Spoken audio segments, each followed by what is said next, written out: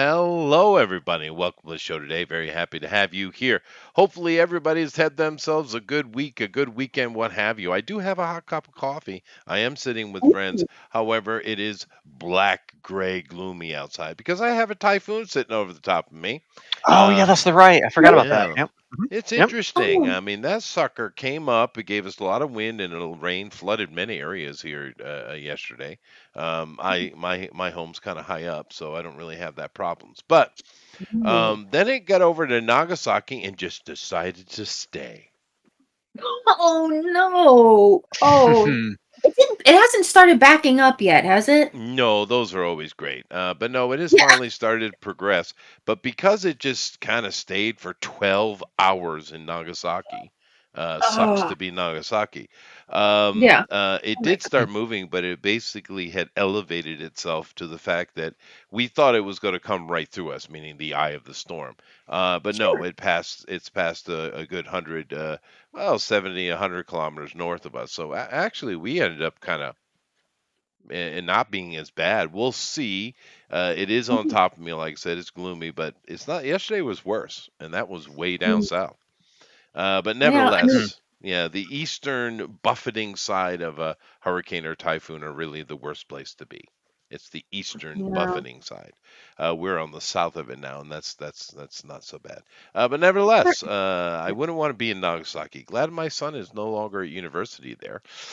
He is, of course, he's graduated, has a job, and married, and living in Fukuoka. So all Mm. good. Nice. So he's safe. He is. Yeah, but it must have Thankfully, sucked for Florida not Nagasaki though. too. And Nagasaki is like San Francisco, and I don't mean I mean geologically. Like it's got a lot of hills. Yes, yes, it has lots of hills, so I imagine you get some pretty torrential rains over there. It's going to be No, interesting. that's a good word for it. Oh my gosh, I can't imagine trying to drive in places like that. But, there's no hills in Florida, so. But oh my gosh. That's true, but I mean, of course, typhoon is doesn't have the wind speeds of a hurricane, but Oh it has yeah. way more rain. So Mm. Yeah, I get that. Does the rain come in bands as much? Like when a hurricane's going through, it's like rain and then nothing, and then rain, and then it's all kind of dry, and then is no, it doing that? Or is it a bit more? it's either downpour or nothing. So I guess Mm, in a way, but like I said, yesterday we had rain all day. It was raining all day. And really, the problems in town that have problems in the city over the mountain from me, the places that have trouble always have trouble because the morons built in places where the water congregates. And Hmm. they know this, so why did you build there? here. Don't build where rivers and lakes are supposed to be. Yes, That's not. don't build on the side of volcanoes. No, It's don't a do that. TLC song, isn't it? Yeah, no, Don't you're right. build You're right. Yeah. where- Yeah, no, don't do that. Have you guys heard about the Italian volcano problem? Uh-oh. No. Is there Yeah. an Italian volcano solution to go with it? Well, Is it yeah, driving IROC? yeah. That would be helpful, wouldn't it? Yeah, IROCs are awesome for the Italians. But no, over in Naples, there's to just outside the city, to the west of the city, is I don't know a field of volcanoes. Let's put it that Okay. way. There's many of them. Okay. And there's one about the pop. Now, in our modern, TV age, so the past 100 years, right? Right. Um, Basically, we haven't seen an actual cataclysm. We haven't had one in generations, right? Right. Right. I'm an actual cataclysm. So like Because we've seen some volcanoes go off, but they're just, there's no cap. So the lava comes out, it does its thing. Ooh, it's interesting, and Yeah. but They it cancel doesn't. flights. Yeah, you cancel flights, but it's not that big a deal. But when you have a volcano that has a 5 kilometer lava chamber and it's pushing against an older eruption, hard granite cap, this is when you get super volcanoes. You see, the ones Hmm. that make farming difficult for like years or decades, and therefore famine comes and then plague and death. But Oh yeah, not great. that's coming. It's happening in Italy. We're gonna lose Naples. That sucks. Repent, Naples, repent. Well, they're actually Vikings. Don't tell anybody. But anyway, it is actually Naples was founded by a bunch of Scandinavians. People don't seem to know that. But anyway, we're gonna lose Naples though. We're gonna lose it. It's unfortunate. People are starting to evacuate, and the stupid government doesn't know what to do. Of course, governments, because they're more No. concerned. We've been putting billions of dollars in there to make it touristy, so they don't want to. The politicians are so idiotic. It's like go listen to Kamala Harris say anything. Mhm. They're so Oh, goodness. stupid, dude. They're so stupid.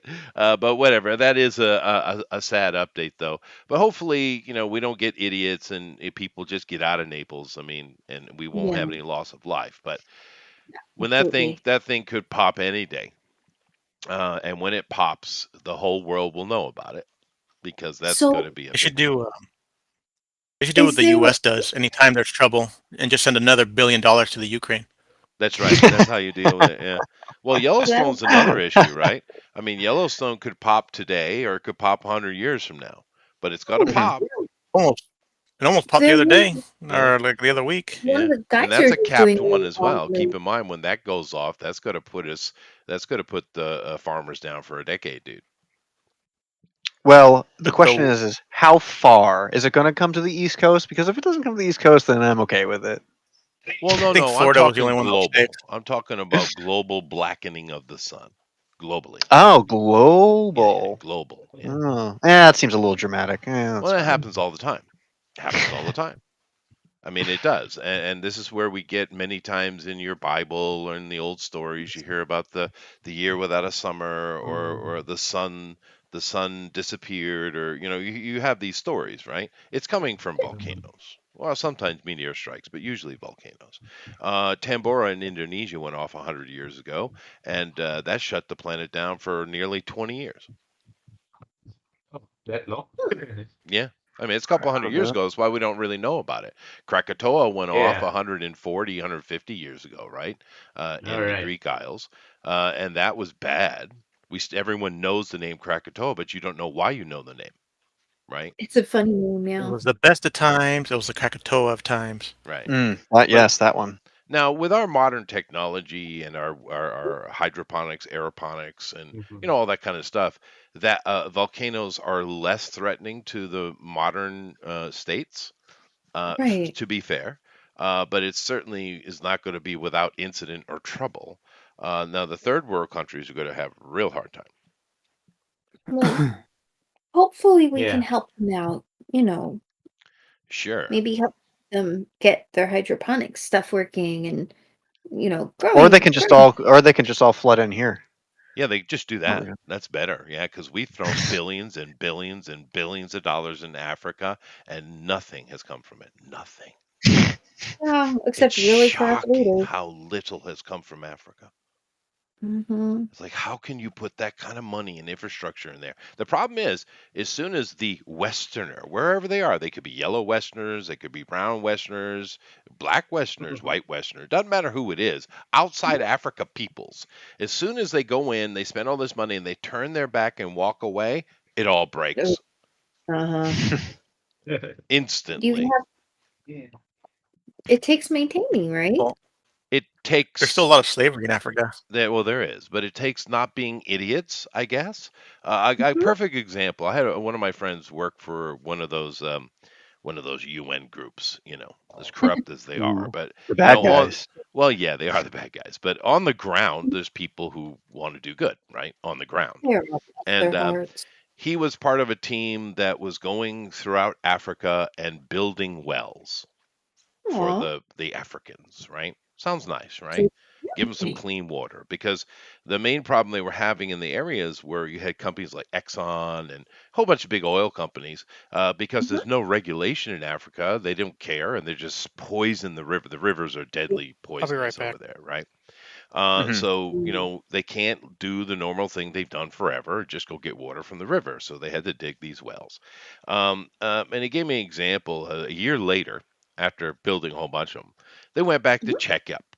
because he was new and young. This was a long time ago, and he didn't really understand why we checking up. We built a good well. He said he's like, yeah, we're gonna go check up. So all right, so they go in to check up. They come into this village that they same problem. The river's poisoned because of some big oil company, and they built this beautiful deep well for them.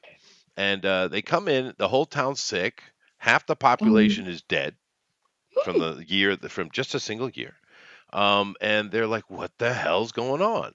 They go over and they check and they talk and they said the water don't work. So they go in and checked it, and it's literally the knob on the faucet had broken, Are you kidding? and it happened like a couple of weeks after they left. Right? Oh, So oh instead of no. just taking a stick or anything, you could take two sticks together and bind them and solve that problem, right? Anybody could fix it. Grandma Right. could fix it, right? Or just Mhm. have a walk to the next town and get a new thing, or make a phone call, or do something, right? Someone. They just like, oh well, screw it, and they just went back to drinking out of the poisonous river, and a bunch of them were sick and dead. This Oh is no. Africa. Oh Welcome, This is why I believe no. in Darwinism. So you could say that it was unwell. I guess. I I got know it. I there's a got you, sound man. bar for I that. But anyway, our little stories aside, we do need to get to it. We're doing Berserk today, by the way. So death and destruction and plague and all that, thank you very much, is perfect for Berserk. It fits perfectly. Yes. But I what want we're to know going to what do Amy's is going to have draw. Jeff go ahead and get everybody going, and then we're going to start talking about Berserk. We've done this here before, but it is worthy of repeat. So Jeff, get him going. Well, thank you, Jeff. Very There you go. succinct. Although I Mhm. kind of would have liked to had like a medieval fanfare trumpety thing. Do we have a trumpet button? I was going with a medieval, or not with a medieval, with a minimalist. Oh, were you? Yeah. I thought it was Just like, I thought I was in oh, medieval time for a second when I heard that kazoo. Did I you? was like, oh, Did very you? geez, I got specialized. Good. transported.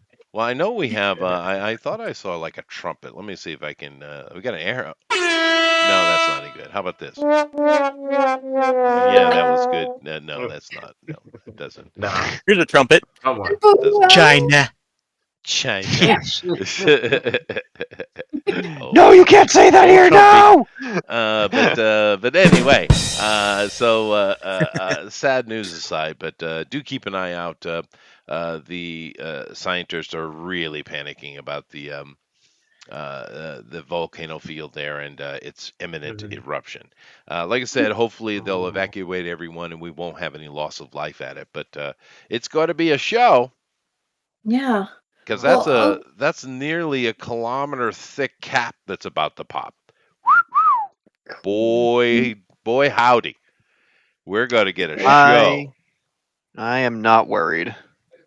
No, like I will in be the West, it's going to terrified. be less troublesome than it used to be. That's for sure. Our modern technology will help us quite a bit, actually. But it doesn't mean it won't be, interesting and of course fatal for certain peoples. But Am I? you know, Maybe I'm imagining it, but sometimes I think crooked politicians probably do more damage than volcanoes. um, that it's interesting how you're postulating there because that's just truth. You don't have to postulate. Yeah. Oh, really? Well, every damn war, every damn trouble we have comes out of politicians. Name me one war that was started by someone who wasn't a politician. Name one. Anybody? Revolution, Huh? No. American Revolution. The American Revolution was all about politics. What are you talking about? It was It was between 100% politics. Well, yeah, I guess you're right. There were between British the and stuff like that, and- loyalists and stuff like that. So yeah, you're right. My bad. Continue. World War One. Once again, mega dumbass politics. No, that was Feels- Oh, they, you they- said politicians. No, Uh, they Oh, killed. I'm They sorry. that was Is the- that is was a the king musician. and their politicking not equivalent to a politician? Oh. All right. They Nuance, killed Jeff. musicians. Thank you. Thank you.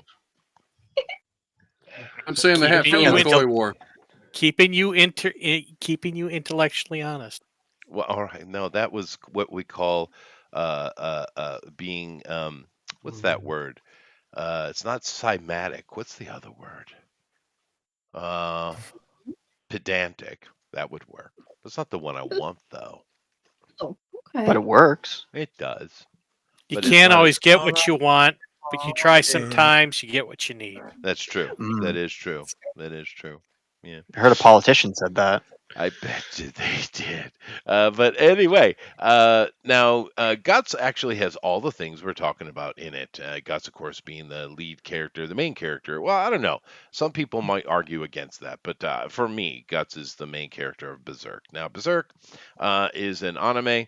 Or most people know it as anime, but it's also, of course, a manga originally, which in Japan, 99.9% of all things go that way, manga anime. There are some examples the other way. I think Pokemon was that way, wasn't it? Video game. Uh, Yeah, I think yeah, I Pokemon think it was was a video game game first, right? first, right? Yeah. And then they made a manga, and then they made an anime. Yeah. And of course, the legs of that thing, Pokemon's still adored by every little generation of kids love the Pokemon. That thing's eternal, baby. Yeah, Yep. like millennials. Yeah. I mean, my kids grew up on it, but even the little kids love their Pokemon, the brand new ones. It's just, it's eternal thing, dude. They came up. It's basically Japan's Disney, Yes. right? Yeah, It's pretty cool though, right? true. But anyway, Berserk, of course, is referencing a thing that no one seems to truly understand. The Berserker of the Scandinavians is not at all what you think it is. Unfortunately, the reality that when the historian speaks, it's just not as cool. So I'll shut up. Hmm. Yeah, Well, it's one of Why? those things, right? The reality just isn't as cool as the fantasy. You know what I mean? So And just shut up and Okay. who cares, right? It was well, ancient history. history. That's That's right. interesting. But nevertheless, it inspired our creator Kentaro Miura. Now, Rest in peace. rest in peace. Kentaro, he is just like pretty much all the rest of Japan. There are some exceptions, but in general, here in Japan, what happens is you have a writer and an illustrator make their thing, Mhm. right? Now, when it comes to the anime, you got teams. You literally have, studios, right? Obviously, Mhm. it's a different process. Absolutely. But most everything in Japan, you have a single writer and illustrator. They do both, right? Mhm. That's the Japanese way. And Mhm. of course, there are many famous manga in Japan. Their comic book industry has been banging for decades, and they haven't had the lull that we've had in the West. Of course, the mid-late 90s was not good for comic books in America, and of course, the recent woke nonsense is. I think the comics are in the Killing worst condition they've ever been in America. To be fair. Yeah. Mm. Yeah. But Japan didn't have that problem. The things have been kicking, and it's been kicking harder because, especially, we saw a little bit of it in the late 90s. To be fair, I remember how the comic books, there was a lot of controversy, especially people were upset about losing so much money because of it. They were investing in comics, right? It was a big deal in the early 90s, particularly. But I did see a little uptick in manga coming over to America, and of course, this is where Americans really got the Usagi Yojimbo, for instance.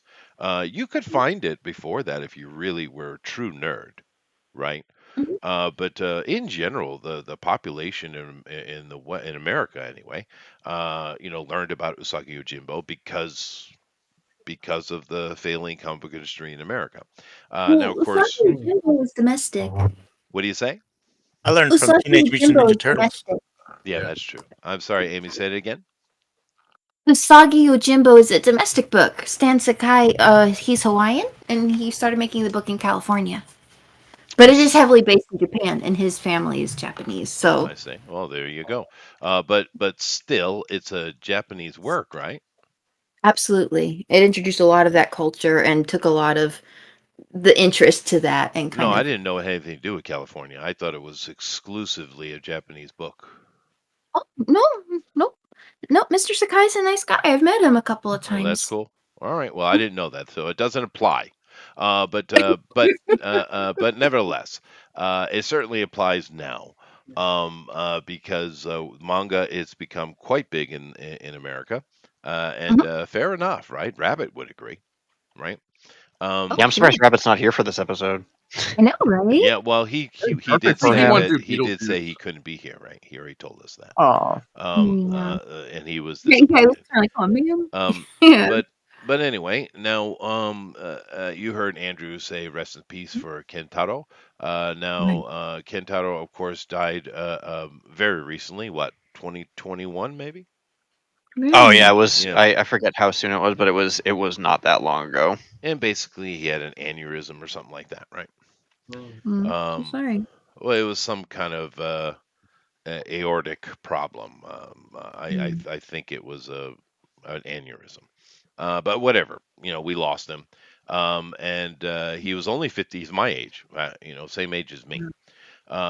So yeah, that's way too young. And it sucks because he'd been kind of working and plodding along here the whole time. So, and of course, Andrew and I were speaking earlier. His team and his wife have said they're going to continue the story. So I hope so. Really? Oh, it's not done Oh, yet? Or it wasn't done? No, it's No. not. not yet. Yeah. Now, the story of Berserk. How do I lay this out, Andrew? Whilst you guys draw. Oh man. Should I start with the after first? Just do the prelude first, probably. I would actually probably. I mean, the story chronologically is the Golden Age first, and that's actually the most of the material that everybody is familiar with. That's true. The Black Swordsman did have there was an anime, but it was CG crap, and people are kind of very, very against that. Yeah, and it was original story too. It was nothing in the manga. Yeah. But nevertheless, the story of Berserk is this: you got a young kid named Guts. It's the dumbest name ever. awesome name. Actually, No, I it's think it's dumb, awesome. stupid. Gatsu. But it's very Japanese, stupid. So Do they know what the word means, or no, did they they? don't really know. They don't know shit.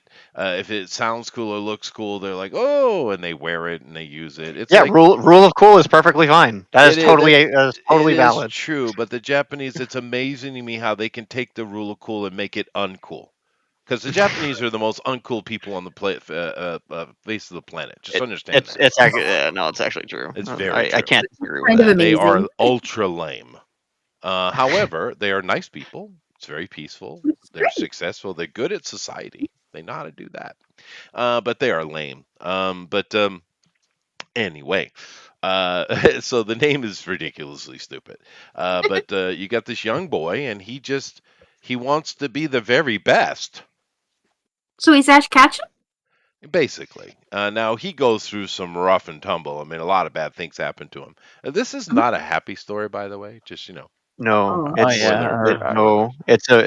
it has a lot of bad stuff in it. It does, It's grim, but grim it's dark, done well, though. Yeah, like Yeah. the best way. Yeah. But this young guy goes out and he wants to be a sword fighter, and a whole bunch of things happen, and eventually he grows up and is pretty good. I mean, he always takes the challenge, and he's got guts, right? Get it? Guts. So is it his actual the name thing. or is it his I name? did say Yeah, that. it's his actual name. Mhm. It is Oh, his okay. actual But name. the fantasy hero in that era used to have a stupid name, you know. Yeah, Like no. The God, Japanese maybe, have definitely plagued the planet with their stupid names. You're right.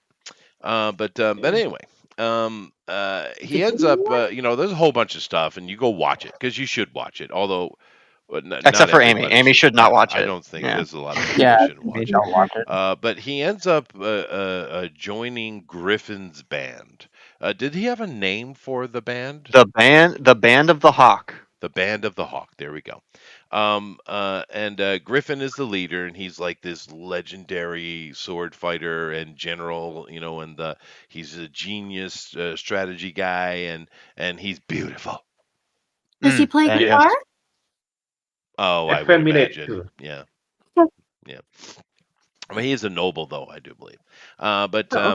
I don't want to give too many spoilers. But basically, after a lot of traveling together with the band of the Mhm. Hawk, they get into all kind of adventures, and that's the great thing Mhm. about this story. There's an overarching story, and then there's a lot of anthology, which is kind of cool the way they do it. There's lots of little missions and things going on and stuff going on, and of course, the story continues way after that, which I won't get into too much. But basically, during that time, Guts is just being Guts, and he Mhm. is a go-getter and an overachiever. You see, and Okay. he just he isn't an asshole. He's not an asshole at all. He's quite nice actually, in a way, Good. although he's rather stoic. But Mm. he just outshines Griffin all the time, even though it isn't his intention, right? Right. It's not what he's trying to do, but he Mm. just is Guts, right? Right. And this irks Griffin to no end, even though Okay. Griffin is in love, or at least infatuated with Guts. Now, I mentioned this with Andrew earlier, as you guys continue your art here. That it is interesting how they handled it, because there is a slight homoerotic tone in a way when it comes with Griffin, because Griffin lusts after Guts, but Guts is a heterosexual man. He's not interested in Griffin, right, in that way. Although he loves Griffin as a friend.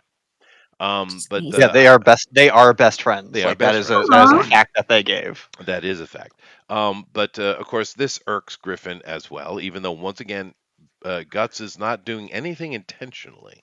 But Right. as the story goes on, and they do such a great job of little by little building that tension, dude. I mean, Mhm. Mura's badass. Let's just get cut right to the chase of it. This is well written, right? It Mm. Uh, it is one of the best tragic stories ever written. It is, and Ever. incredibly tragic. And I'm not going to get into the tragedy because I'd rather you No. guys go watch it. And of course, it's vulgar. But Mm. things go south in an extreme way, and Griffin. Well, I don't know. He accepts the way they deal with demons and devils in this storyline is not as it's not Christian. It is, but it Mm. isn't, right? But it's kind of what the Japanese might perceive as Christian, I guess, or at least Mm. Miura. And he, in essence, Griffin makes a deal with the devil, or takes a deal from the devil. Is probably a better way to put it. And we go there. He goes there. I mean, he goes there. This thing gets, well, X-rated, really. Mm. Well, and so the interesting part is if you read Mm. the manga begins at the end of the world. So you know that that's going to happen. You just don't know how it gets there. And then it pulls you back to when Guts was a child. Actually right to Guts's birth. And It does. It so does. from Yeah. Guts's birth to how the world ends is the story after you are introduced to the world Right. of the world are Right. having already ended. And in the Mm. very first scene of the book, Guts is having sex. The very first scene of the book. And that sounds like, okay, that's not my book for me. It's badass. It's Okay. badass. That's a weird way to. Okay.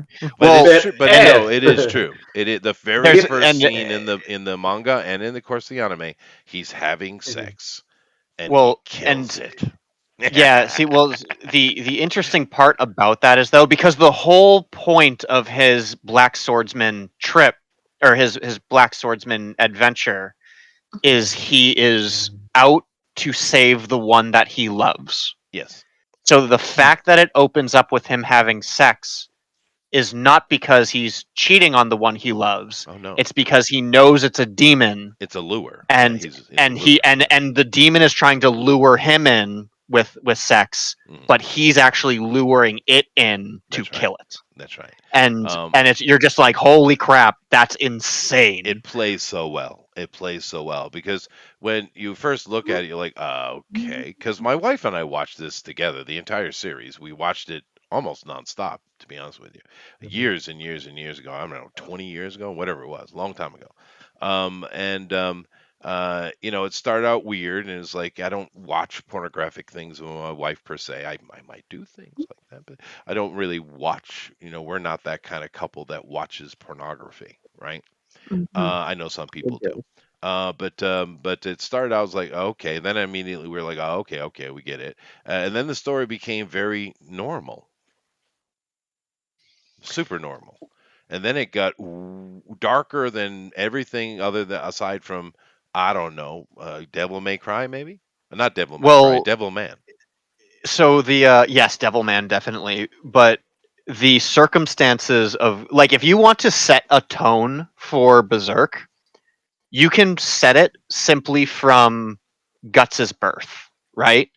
Because when it goes back to the birth of Guts, he is born from a dead woman hanging from a tree. He is. It is badass. You're right. Like, and Yeah. that's like if you want to set the tone of what the heck is this story. A woman is hanged from a tree and she still gives birth to a child, and a roaming group comes and picks up the child. Yeah, So it's actually, it's dude, really gruesome. it is gruesome. It is super gruesome. Alpha Pro said it's gross and he hates it. But I love it. Now, you got to keep in mind, we watched the entire Golden Arc, right? Mhm. And I watched some of that Black Swordsman stuff, but that's we shouldn't even talk about it. So But if I could make a recommendation as far as Berserk, mhm. I definitely recommend that everybody read the manga. Of But course. the like that's of course the best way to read it, or to experience the original Yes. property. Mhm. But Mhm. if you want to find it in shorter bits, the movies that they released like back in Oh yeah.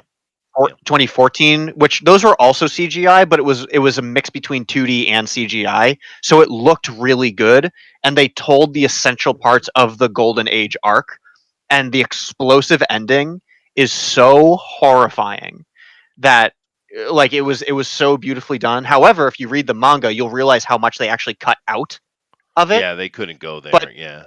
but it's so uh like they didn't have the fight scene when they're escaping from the dungeon, and they didn't because there were the four assassins that were going after them. There's that huge assassin. Then the fight with what's his name, the giant demon underneath the prisoner or whatever, like that Yeah, was that one. Zod. The fight with Zod was shorter.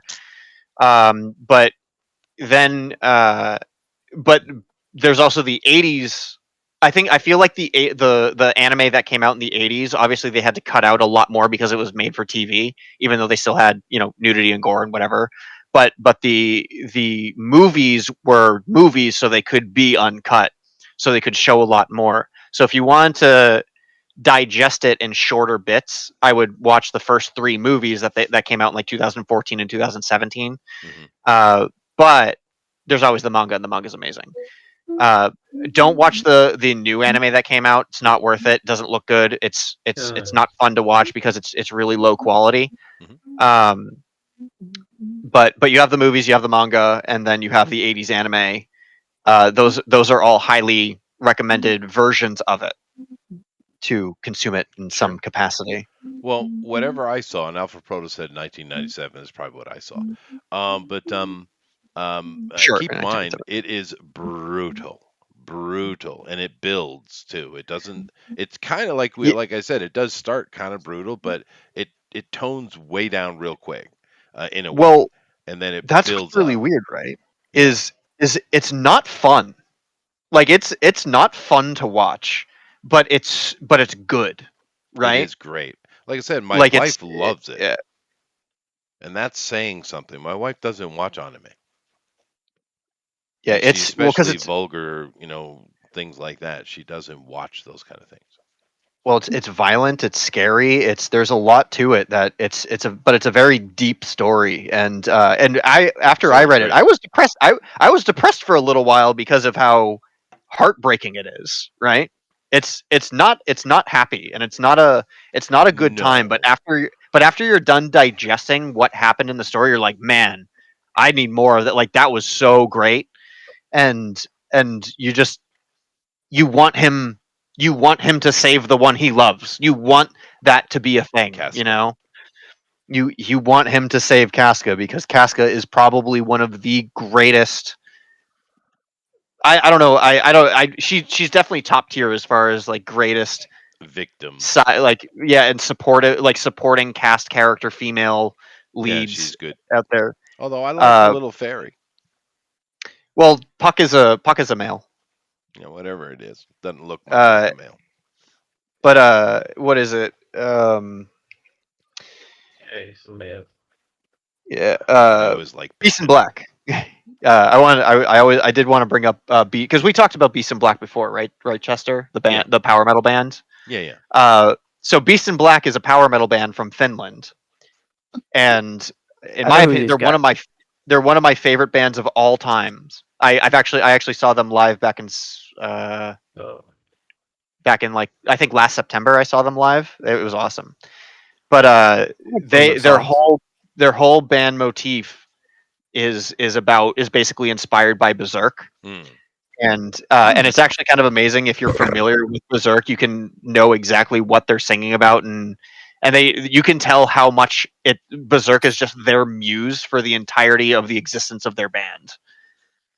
So Berserk has also inspired other media as far as like what is a good story to tell, and like they were so brokenhearted by Guts and Casca that they had to write entire albums about it. Like that's how good it is, right? Yeah, no, it is great.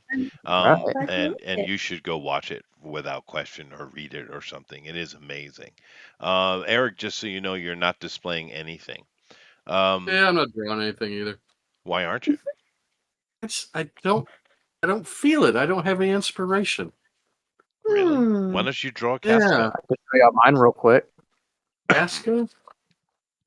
Give you a little look proof up that. that I'm doing something.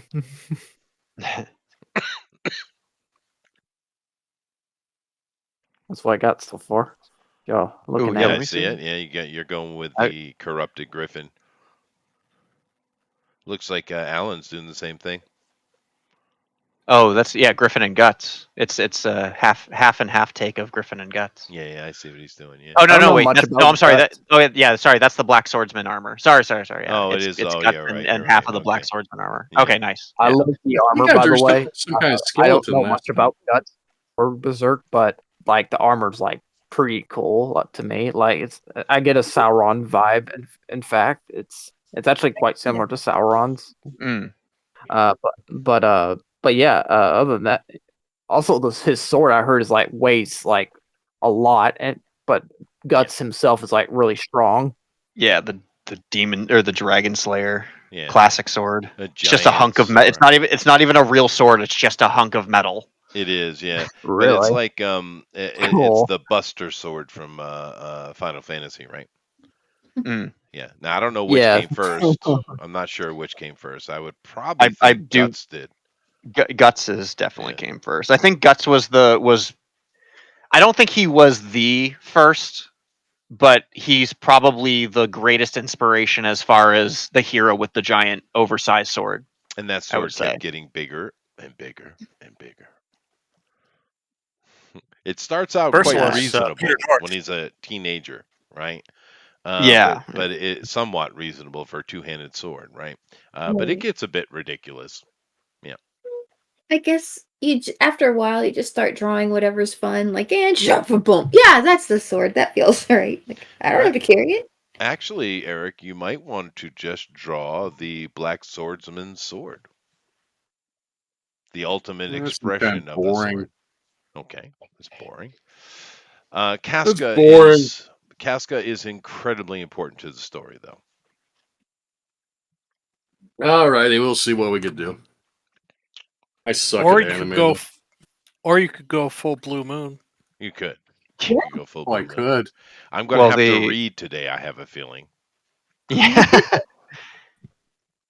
See, I need to say something blasphemous because I know I'm putting despicable words into Blue Moon's mouth and mind, Mm-hmm. but I think this is a property that even he might enjoy. It's not Now, very I like to anime-esque, see is it? that. now, How Oh, dare wow. you?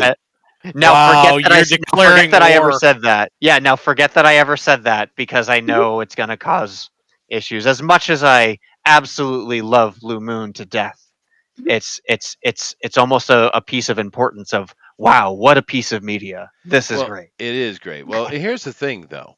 I actually am not a big anime fan. So the fact that I liked it shows you how different from the standard genre it is. Um, another bit of anime that I enjoyed was Ajin. Mm, I Yep. like that one, but I don't like the goofy. In the West, they use the word chibi. I don't know where they got this from, but I hear they'll have the moment where the characters all of a sudden go chibi. They become this very kitty cartoony version of the character all of a sudden. You always have the bouncing booby girl. There's a lot of dumbass Yeah. shit that comes with anime, right? There is, Yeah, and I I get don't what you like mean. it. I don't like it. But occasionally I do come across an anime that I do like. And there were a few in the past I liked. Sometimes the Japanese go a little over the top with vulgarity and sexuality and stuff like that. This anime, this manga does for sure do that. But it's I know this is a weird thing to say. It's appropriate, Yeah, even yeah, though yeah. it's inappropriate. I I don't know, It's kind of like in the Game of Thrones, which is for 4 seasons was some of the best TV ever made. Let's be fair. Meh, 4 seasons it killed. But in eh. my opinion, however, They're there's a great. lot of sex in that was completely unnecessary. Now I'm not a prude, but it was just whatever. But Well, when you have to Yeah, I hire don't like porn, that when you have to either. hire porn stars to do your sex scenes because they're so egregious, I think that's saying something. it is. But the thing is with that story. The act because I've read the books, right? Well, most of them. They got boring after a while, but nevertheless, there is a scene in the very first book where Brand is doing his climbing thing, which his mom, of course, they set it up. Martin set it up, and he's always climbing around, and he inadvertently sees the two. What's the name of that family? Lannister. The Lannister. Lannisters, the brother and sister having sex. Yeah. And of course, then they try to kill Bran by pushing him out the window, and of course breaks his back. This is essential to the story. That sex scene needs to be there. It has to be there, right? So when they have things like that are necessary, it's great. And Berserk, all of the absolute outrageous nonsense that happens in this story is necessary. Yeah. Yeah. I agree. Oop, go ahead. Sorry, bud. Yeah, Johan. Yeah. Sorry. I mean, there's something. Yeah. I agree. I agree with what you said. With there's the when the sex scenes happen, it's very hot. It's very aggressive, but it's kind of necessary. It's It is kind of part of necessary. the story. It Yeah. is. I It's think essential. Yeah. yes. Yeah. Whatever Miura did when depicting maybe the brutal scenes, it's necessary to the story. I think that's the key, Yeah.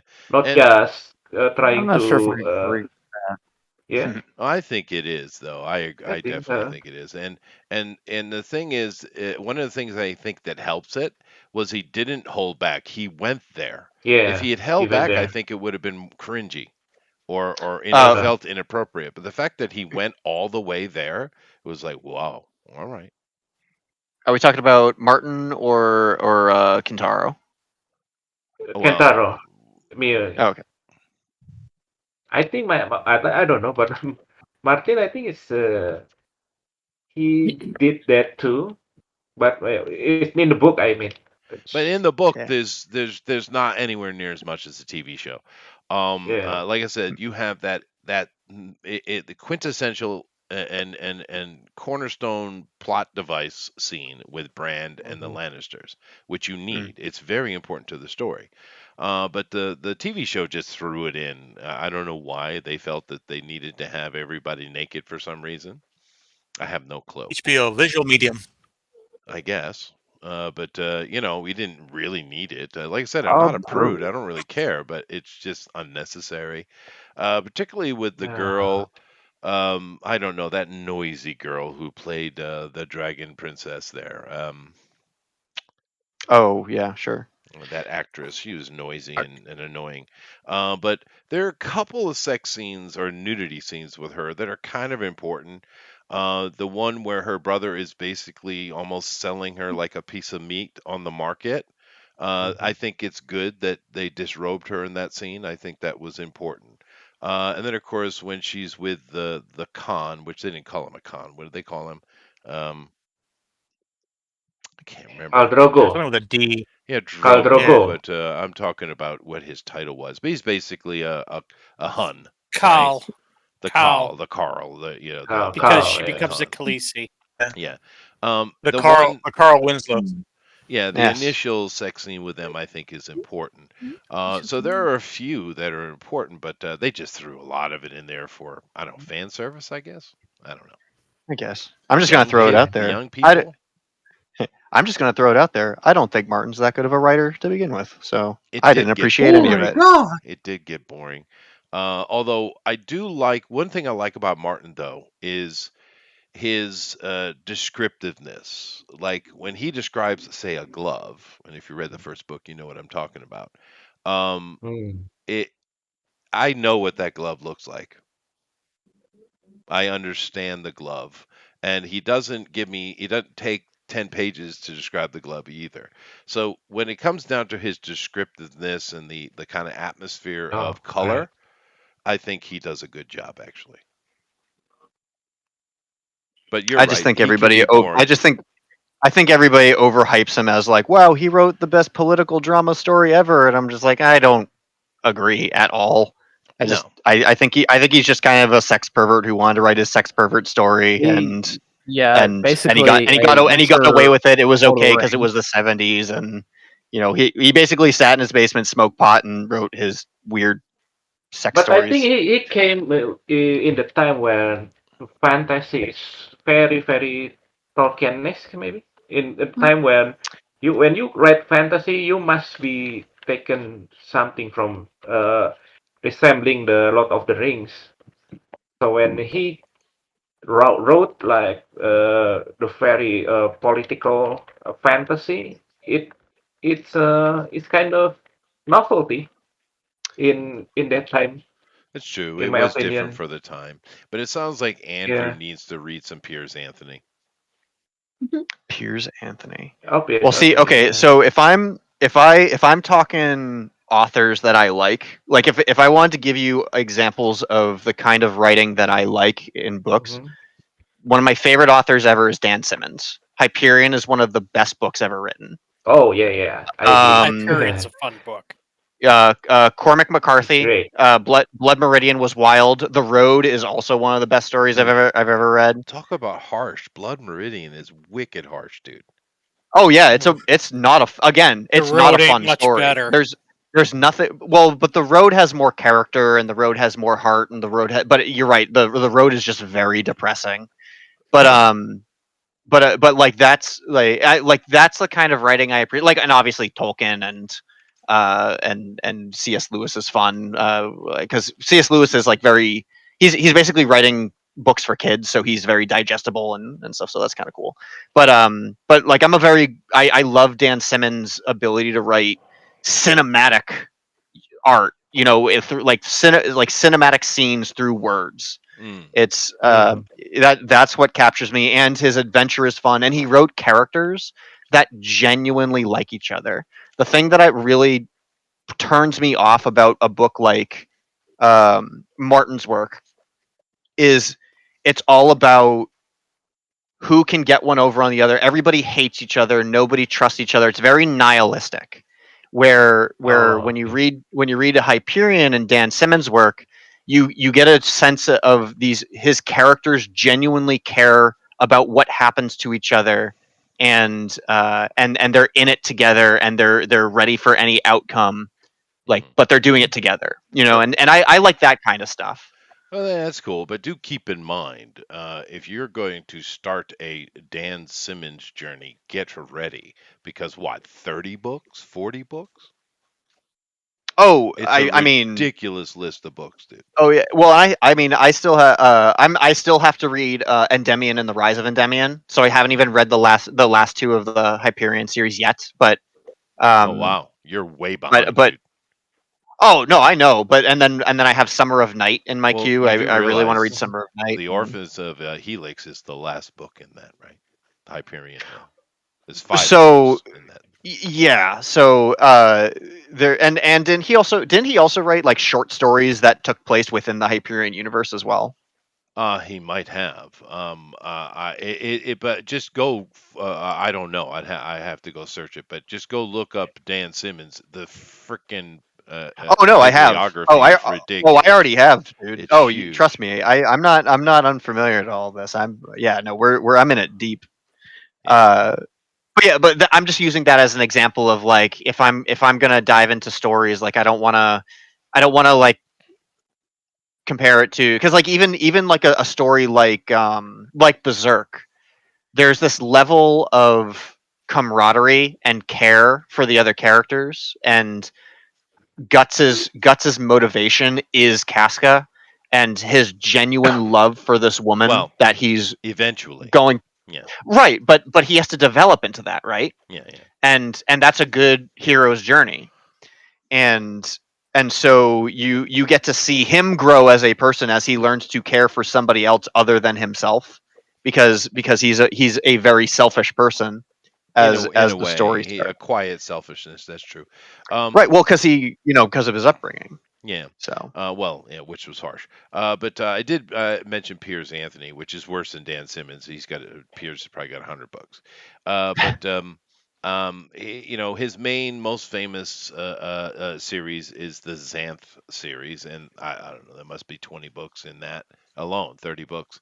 But the reason I mention it is because I loved Piers Anthony as a kid. I read a lot of Piers Anthony when I was young.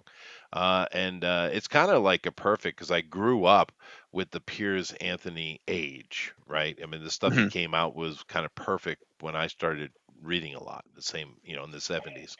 And he is very whimsical, and there's nothing vulgar about Piers Anthony at all.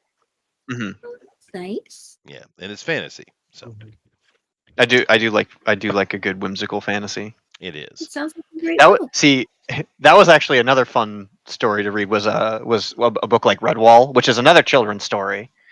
Brian Jakes, and as far as like reading the first book, I loved how Brian Jakes would write his books, and it's just like, oh, I write a fantasy book about little animals for children, and then it's just filled with brutal death.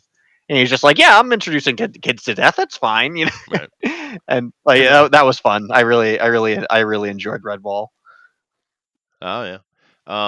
You talk about the Chinese one, or no? What? Brian Jakes? Oh no, I don't know that. The British author. I don't know that. Yeah. I know the guy who did the Discworld stuff. Oh, that's Pritchard, shoot, Terry Pritchard. Yeah. Pratchett, right? Terry Pratchett. There we go, Pratchett. Yeah. Discworld, absolutely. Yeah. That's another fun, wholesome-y type of read. Well, because he's a comedy writer, like in the vein of Douglas Adams, but he does fantasy. Yeah, there's a lot of comedy in the Discworld series. But one of the things from Piers Anthony that the way he writes, he always has these kind of, it's almost like a poetic, sometimes almost like ionic pentameter. He will write in, which is weird. But I do remember one line that I shall never forget, because you had the heroes kind of walking along a ridge coming down into a city that was under siege. and he was listening and watching from a distance as he's walking along toward this siege city, which he needs to get to. And in the line, it says the cacophony of caterwauling catapults. I'll never forget that awesome. line, dude. It's freaking awesome. Oh my goodness. Yeah. That's a bunch of letters. It is. He does that a lot, though. He like I said, it's different. But yeah, no, yeah, I don't disagree with you with Martin. I don't disagree. But there are some things I do like about Martin, though. Like I said, Sure. I mean, his and script. it's just my opinion. I don't want to be like, oh, it's everybody has to agree with my take on Martin and his sex novels, kind of a thing. But You're Not so Martin, aggressive Rory that I is did ready. agree with you. How's that sound? Wow. Ray Thulu says that Xanth is just an ecchi isekai kame. What are you talking about? There's no ecchi in Xanth at all, dude. What are you talking about?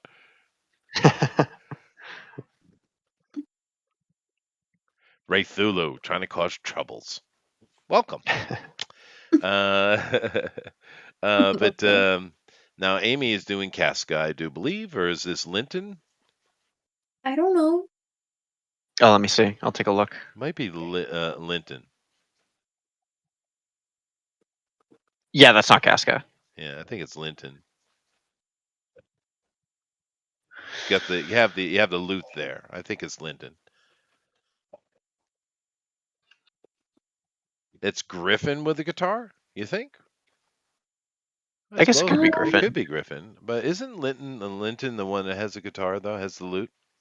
How do you spell that? Linton. Linton. Um, And the white hair. No, you're right, Alpha Proto. It might well be Griffin.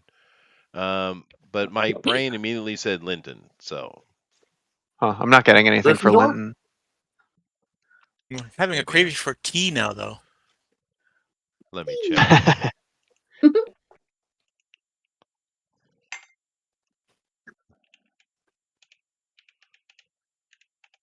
Oops.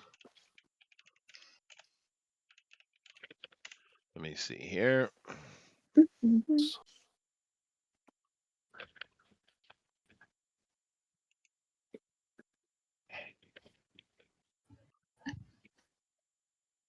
Oh, Casca. I love how that's pretty much everybody's response to Right. Because everybody who because everybody you who mentioned so knows. during. Yeah, that's true. We have Like that Serpico. meme, those who know. It is one of those things, yeah. Okay. Sure, there was a Lytton. I know we have Pippin, who's the best quiet character of all time. There's a Pippin in Lord of the Rings. Yeah, this is a very different Pippin, though. The Pippin in Lord of the Rings is a little teeny troublemaking dumbass. Yeah, and not This Pippin is gigantic, Wow. tank of a man. He's quite quiet. Both do eat second breakfasts, though. So I'm just saying. That is true. That is true. No one has mentioned Slan at all, and I'm surprised no one is drawing Slan. The Armron's not here. That's probably why. Yeah. Oh yeah, I know. It. Maybe I was thinking It was- of Isidro. I thought for sure there Digital was a Tin, right? Linton, though. Of course, you got Gaston, of course. Stolen name.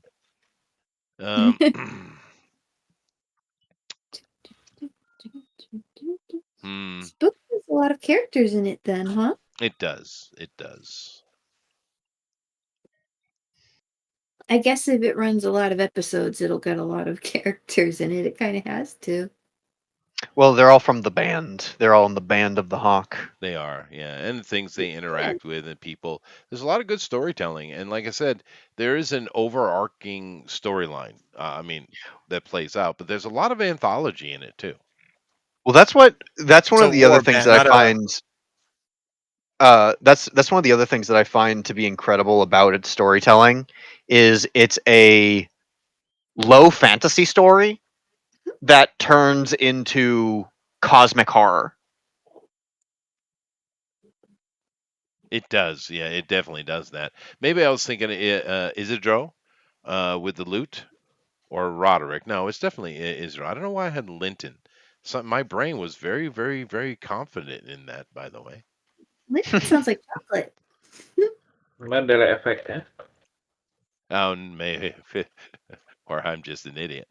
Either way, you choose. Oh, you know what I did though, guys? Yeah. What did you do? I was online, and I What? found this English training channel, and I do that. So I Sure. went and because I noticed that they had on the thing that drew my attention was a test to check your English level. Did you take it? I did. I got Did you one, Did you fail? no, I got 100%, and it said that I am a professor level. How did they Dang, know? dog. How did you Nice. No do way. that? No way. That's It's a awesome. good thing. You have failed that, man. You probably had to turn in your professor card. Well, I wouldn't have been telling you about it Nobody now, would tell I? anybody. It wouldn't have Yeah. been funny. Yeah. But to be fair, a good 20% of the questions were sophisticated enough that okay. But yeah, I don't know why, but I just felt like challenging myself. Nice. Yeah. That's awesome. Did it ask Unfortunately, any questions about how to order adjectives?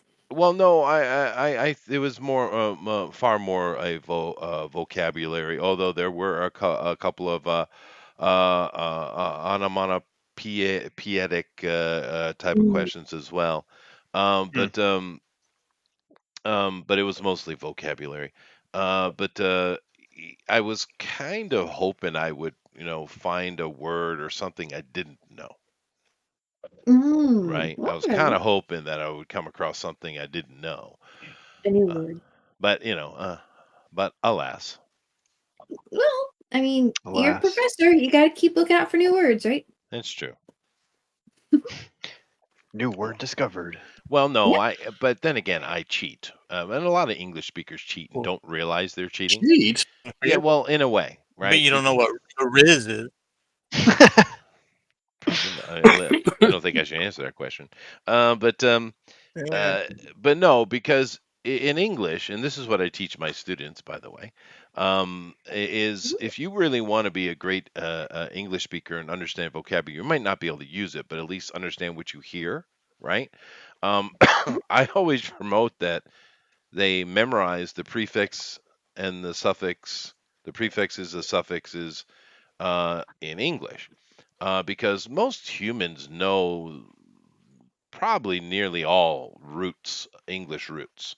That's most all humans know this stuff, but it's the prefix and the suffix interacting with the roots that give us the just plethora of English words. Keep in mind, English has 6.5 million words.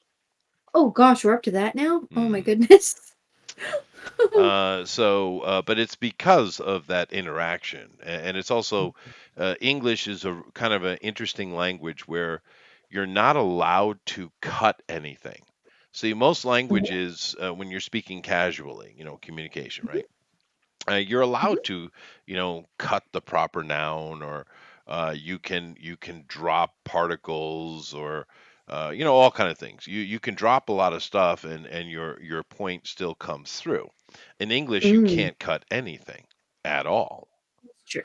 Therefore, We we've had created this something. ridiculous abundance of adjectives, because there's more adjectives in English than most languages have words. Just remember that, right? Mm, that's true. And the reason why is you'll have 10 adjectives that have the same meaning, but they're subtly different, so that we can be very Right. specific. Because in English you can't cut anything.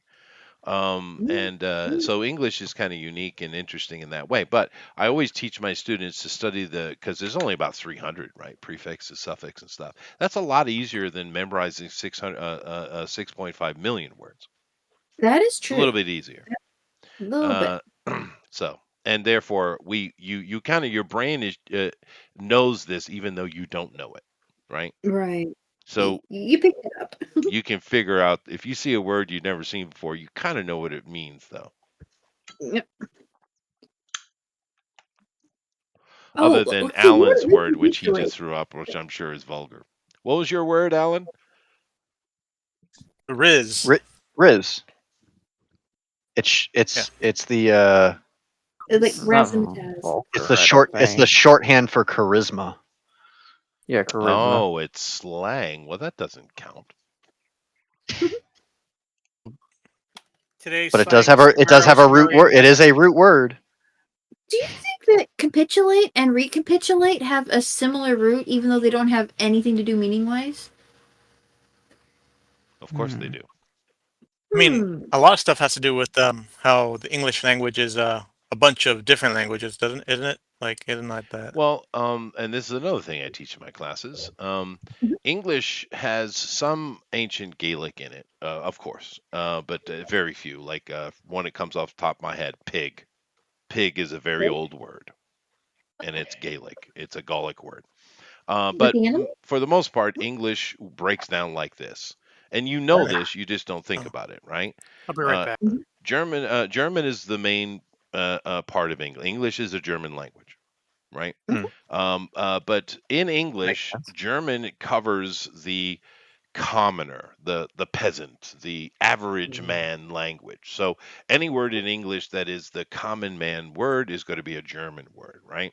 French is the high society language in English. So therefore, anything that's high society, like good food or fashion or anything that's courtly, is going to be a French word. The church, of course, is Latin. So all the church related words are Latin. And of course, the science language is, especially with medicine, is Greek. Now we have, engineering and stuff like that. The German takes over, but that's the breakdown. It's extremely Protestant, and therefore, in order for a foreigner to understand English, they need to understand what a Protestant is, and a lot of them don't really know that, right? And you could. No, you gotta check it when you're 40, right?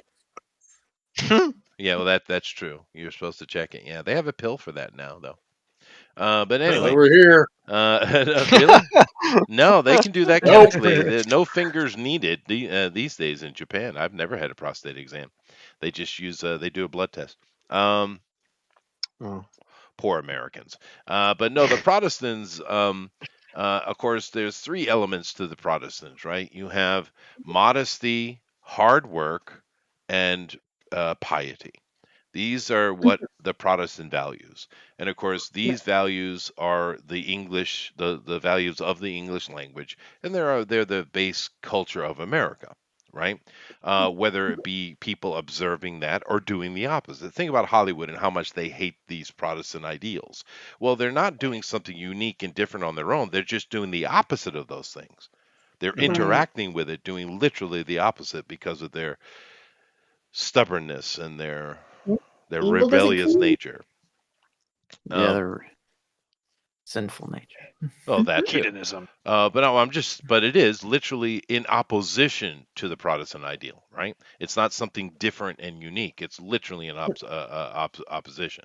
And I always teach this to my students so that they understand this, because if you want to, well, one of the big problems that English has is that it is ridiculously full of metaphor. And we don't think about that as English speakers, it's just the way we speak. I mean, how many times here in this past hour we've been sitting here, or more? Sorry, we're coming up on. Well, it's been a while, this past hour, how many metaphors have been thrown around? A lot. Most languages don't do that. Most people can go a day or a week without using a metaphor. They just speak literally? They do. But we're constantly using metaphor, and there's a lot of reasons for that, which I won't go into a dissertation on why, but we do, and therefore understanding English is difficult because metaphor is cultural, it's emotional. That's a problem for people who are ESL students, right? So I have to teach them how to think in English, because I can't teach every adjective, every metaphor, every proverb, every idiom. I can't do that. It's impossible, right? So I have to teach them how to think. I always say, You're acting like a retard. You're not a retard. You're acting like a retard. That's true, though. Well, it's true, though. I mean, the subtlety of that is very interesting, right? There's this Whereas one, literally an Italian would just call you a retard. No, and you seriously. had to figure Hey, out the retardi! Hey! Or we go ritardi, ritardo, retardo. Retardo! It's funny. Mega gabagool! Retardo. Yes, lasagna and pizza. Ooh. But Where's my eye rock? Oh man. I learned all my metaphor from old Looney Tune cartoons. That's funny, Alfredo. But yeah, it is interesting because when you're teaching a language to somebody, you have to think about how do I do that? What is it I need to go about to Right. make that happen? And a lot of people just don't do it correctly, right? Right.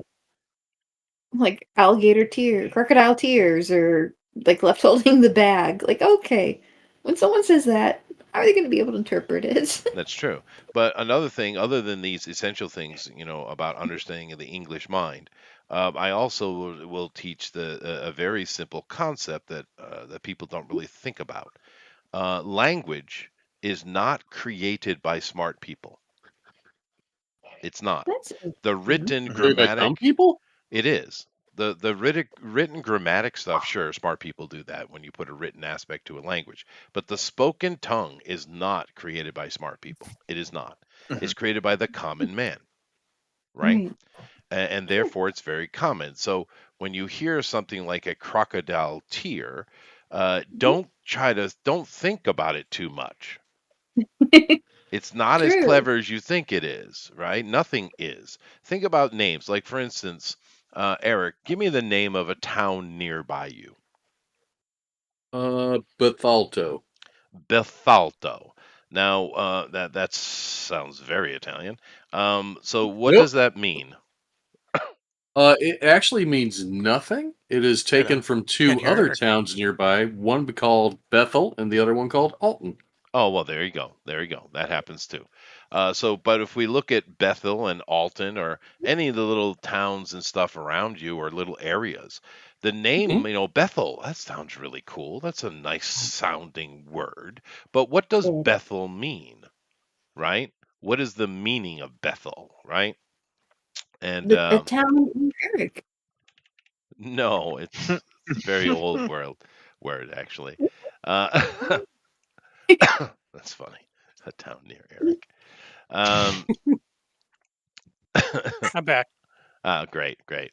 Now, of course, Bethel, we can break it down. It's a Hebrew word, of course.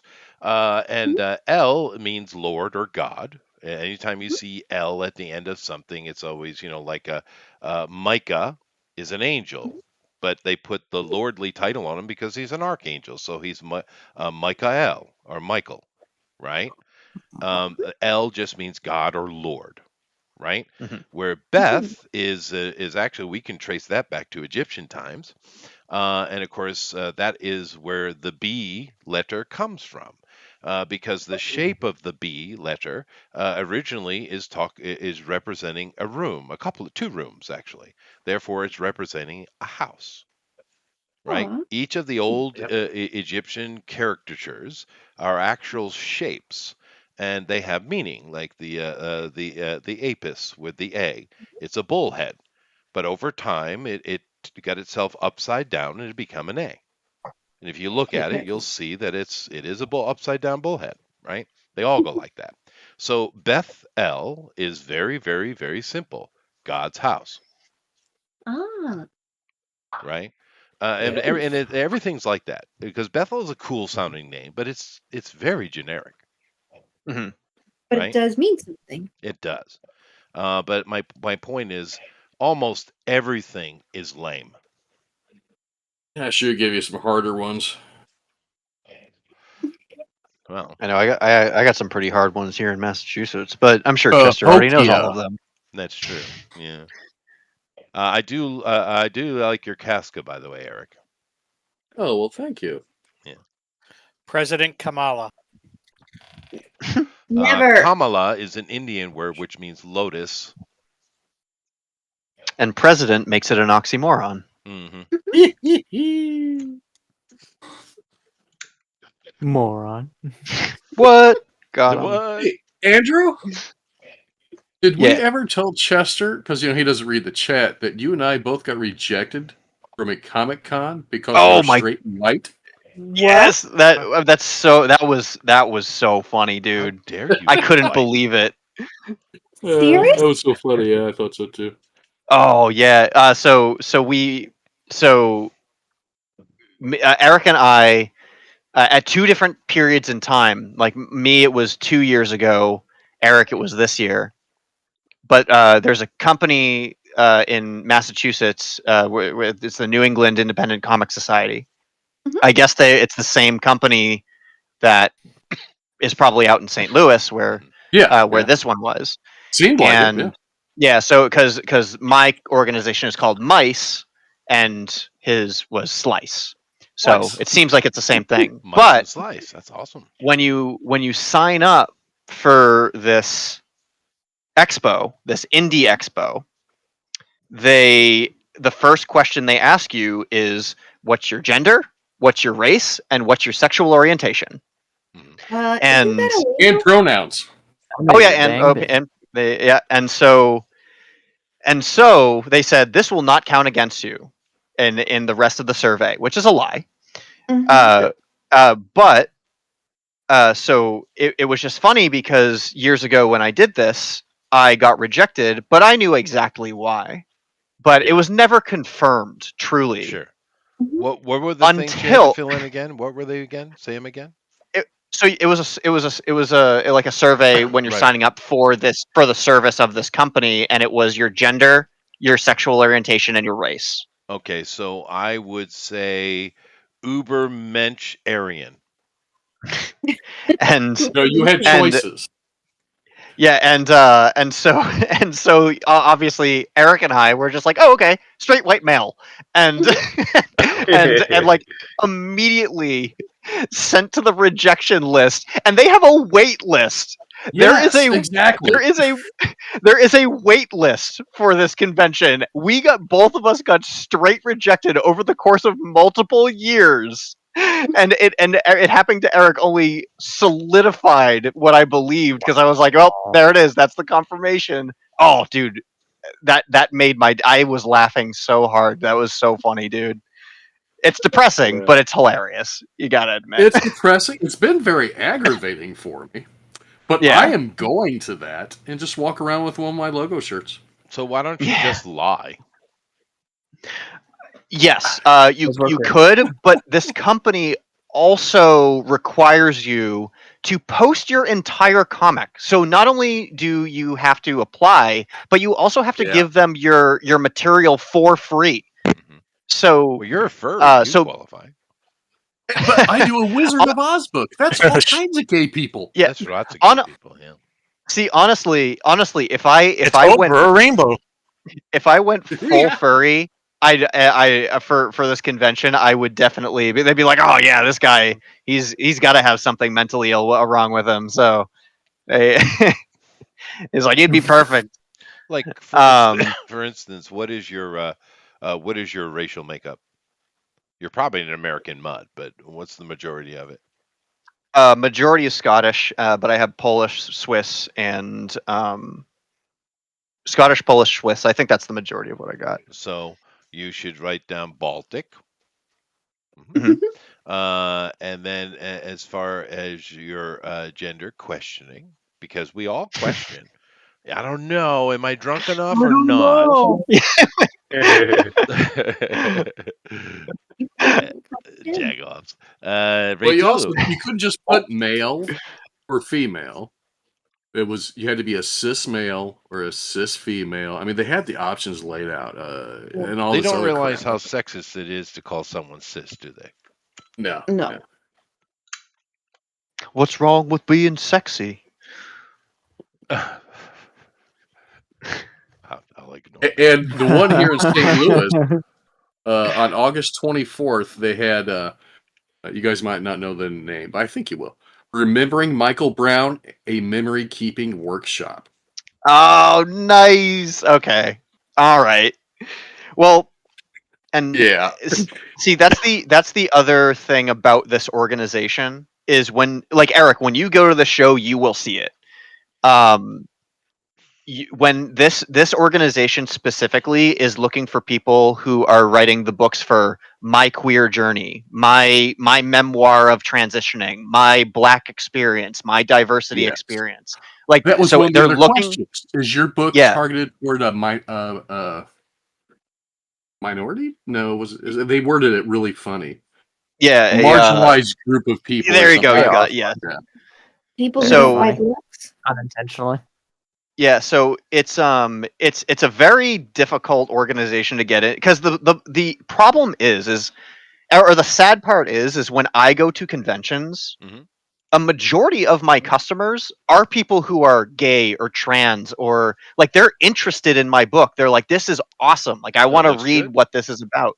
Yeah. And they identify with the story because I'm telling a very real story about my lived experience just through a human veil. But this company, because I'm not writing what they're doing, is cutting me off from this audience who would probably really benefit from it. You know, Mhm. because I'm not feeding an agenda. Well, but Well, they're they don't want- also being extremely bigoted. Oh, I am Yes. very curious where they picked up this word cis. I'm sure it was a pure intellectual. Because cis has 3 meanings in English. It's either an initialism from the Soviet Union, which I doubt it's that.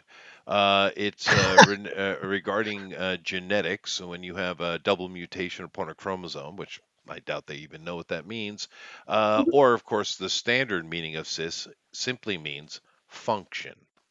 So, how Got it does from that book. function male or function female, how does that apply? It doesn't seem to for me, but it sounds like Alan knows where they got it from. Go ahead. Yeah, no, it's the second one. It's the all these gender studies assholes picked it up from some book that they all passed around like a fucking brown shirt fucking pamphlet, and they all just parroted and repeated what they saw. Yeah, but a double, But all that a homogeneous cyst or a double mutation upon a chromosome has nothing to do with the gender of an individual. right. yeah, well, It's these actually people talking about want controlled mutation. pricing because Who they're says they're fucking smart? morons. All right, Yeah, no one said fine. they're smart. All right, fine. They're Well, demonic, deceived individuals. So Yes. guess God it bless them. just means that you actually can be a boy or a girl, not you think you're one.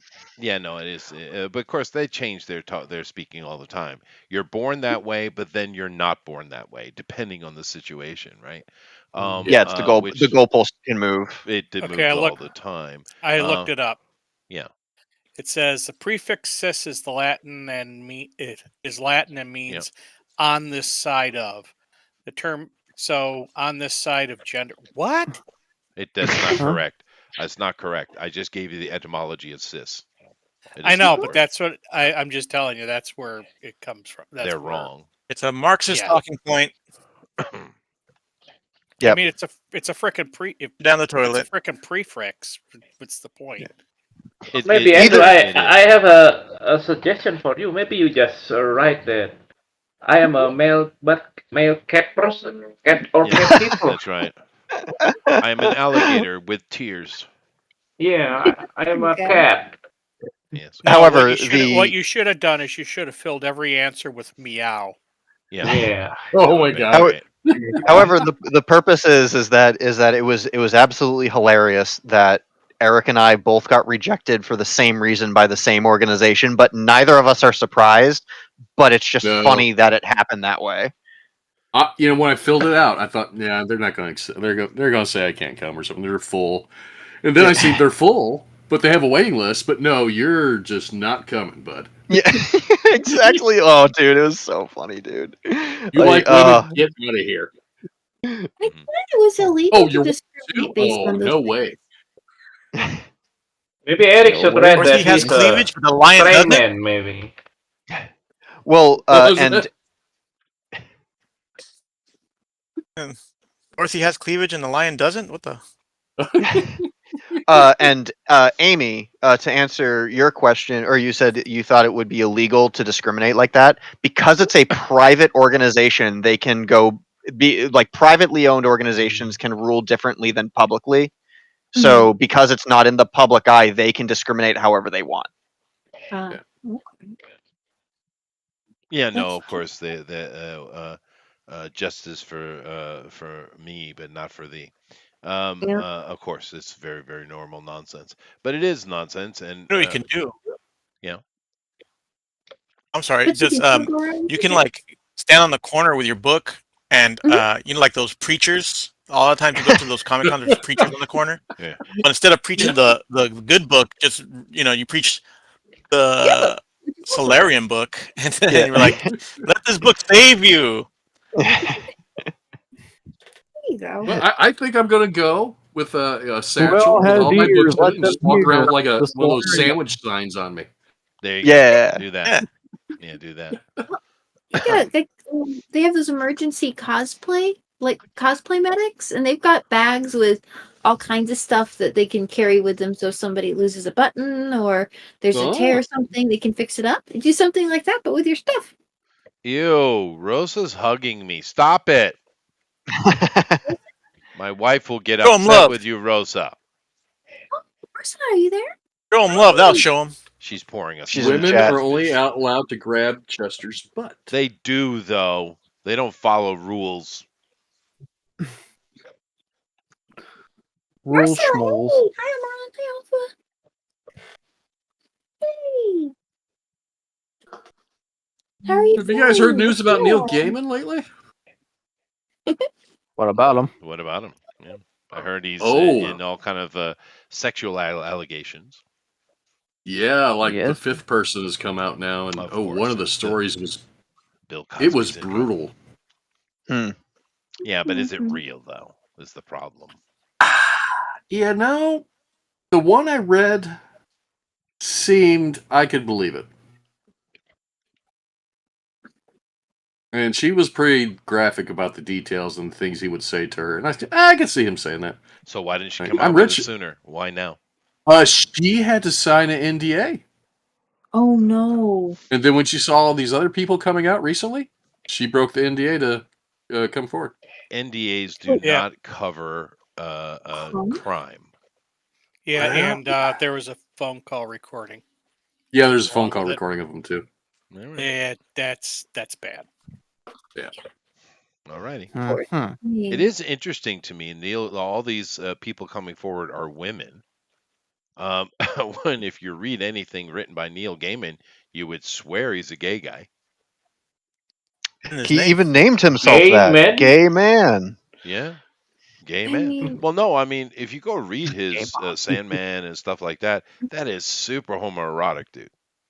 Mm. Right? So I always thought he was a gay dude. But then again, the Crow comics, which aren't that good, just go watch the Brandon Lee movie. It's better. But in there, he is openly a gay dude, but yet it's all about Shelley, right? A female. So he's kind of hiding himself instead of just being upfront about it. But of course, the comic wouldn't have sold very well. But I always thought Neil was a gay dude. Wait, do you think Neil Gaiman did The Crow? No, I don't. But I was making Oh, a okay. comparison because the guy okay. who did The Crow, which I can't think his name, I think it's DD is his initial. James O'Barr O'Barr, okay, yeah. But he from Detroit. he's an openly gay dude. And of course, the Crow comic is very homoerotic. But the main character, Eric, is Eric and Shelley. So it's this very standard, male-female love story. It's very standard. He didn't go there and make Eric and Doug. You know, that's not a slight at you, by the way, Blue Moon. Not at all. Eric and Doug. Eric and Doug. Well, you know what I I mean. would have bought that comic. That's another tragic love story come to a brutal end. It's another. That's the Wizard of Blog. Well, yeah, but that's another scene, movie scene and comic book scene, that you need the brutality of that scene. It's necessary, Oops. right? Yeah, to convey the Mhm. The vengeance. Yes. horrificness he went through. Yeah, Yeah. you have to feel what he's feeling. That's right. It's kind of like what's that? 8mm. It's kind of the same deal, right? They have to show you. Yeah, no, it has to be harsh. Unlike humanoids from the deep. Let's leave it that. Oh, I'll leave boy. it like that. Is that a fun Wow, just like Death Wish. Just like Death Wish. Yeah. Which Did do you anyone prefer? go see the new Crow? No, that sounds like a Not- train wreck and a No, half. I Not don't yet. think anyone did according to the numbers. I I heard it's well, actually pretty bad, though. I'm sure it's pretty bad, but that doesn't mean I wouldn't go see it simply for a fun, hyper-violent movie because it looks pretty. Well, that's It looks pretty bad, but it also looks kind of enjoyable, yeah, but that's entertaining. the problem. There's only one single scene in the movie that's actually violent. The rest they of it basically is showed just everything in the. it's just one little scene. The rest of it is just this sloggish romantic drama.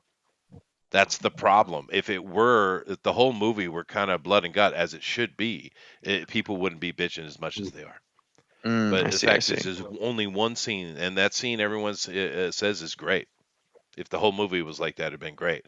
But it's one little scene. The rest of it is just the love story between Shelley and Eric. And of course, if you remember the original Brandon Lee movie, which is a cult classic now for very good reasons, Yeah. that movie doesn't play with you at all. Scene one, we come into Hudson there, Ernie Hudson, standing in the broken window, and after in the aftermath of the murder of Eric and Shelley, right? Immediately. And then throughout the movie, he has his flashbacks as he's tormented back to he and Shelley's love, and they do it little by little throughout the movie, in amongst the violence. And it unfolds. It unfolds, and they do it. The pacing of that movie is excellent, right? And they do such a good job. But some moron decided that, hey, let's take an hour of our movie and let's take Eric and Shelley, and they're in an insane asylum because they're insane and they fall in love, and they complain to each other for an hour about how I can't be loved. I'm just not a good person. I can't be loved whilst they're falling in love. Genius. That's so Freaking deep. genius. That sounds like what the new Joker's going to be about too. Yeah. Yeah, that sounds like a train wreck too. Isn't that wild? Like, that movie did not need a sequel, At all. and now they're flipping the script on the Joker. How Harley Quinn was in love with the Joker as a abusive relationship, and now they're flipping it back the other direction, where Harley Quinn's the one in charge, and it's what a mess. Oh, and from early reviews from people who've seen some of, now of course they could have changed it since they went and did those screen testings, but I doubt it, because what it sounds like is the whole movie's about Harley. It's not about the Joker at all. He's very much in the background. It's all about Harley and her dominance, which I don't know. Is anyone really interested in that? I wasn't even interested Not in there being a particular. second one to begin with. No, me either. The first one was fine, and then it's over. Because it's see, Joker 2. because see the whole idea about having the first Joker movie was it kind of left it open to be like, oh, I see, all the other Joker personalities that came after this movie, like everybody was a copycat of this Joker, and the Joker's just a personality that everybody shares. Because then you see Joe Chill kill, Martha and whatever, Bruce and Thomas. There you go. Thomas, And yeah. but then the second movie ruins that whole idea and that whole dichotomy, because they're just like, oh, but Harley's here too, because every white girl who thinks she likes comics loves the insane Harley girl, and we have to have Harley. And it's like, okay, so now this is actually just the Joker and Harley, but now you're ruining your whole timeline of what it could have been. So Right. Thanks for that. Right. Now, and of course, we have to wait for it to come out to see what it really is, but it doesn't sound good. And you're 100% right. That movie really, really should not have had a sequel. It is its own cosmology, and leave it that way. Yeah. It's just dumb. I mean, if you wanted, who is this director again? He's a pretty good director, actually. Um, is this Scorsese? No. No. No. No, it's the guy who did the Las Vegas movies. What do you call it? Fear and Loathing in Las Vegas. Oh, he did the Hangover movies. Oh, that guy. Okay. Um, what he should have done was taken another character and done some similar character study, right? You know what? It might have been interesting, a character study of Bruce Wayne. Yeah. Not Batman. Batman's Yeah.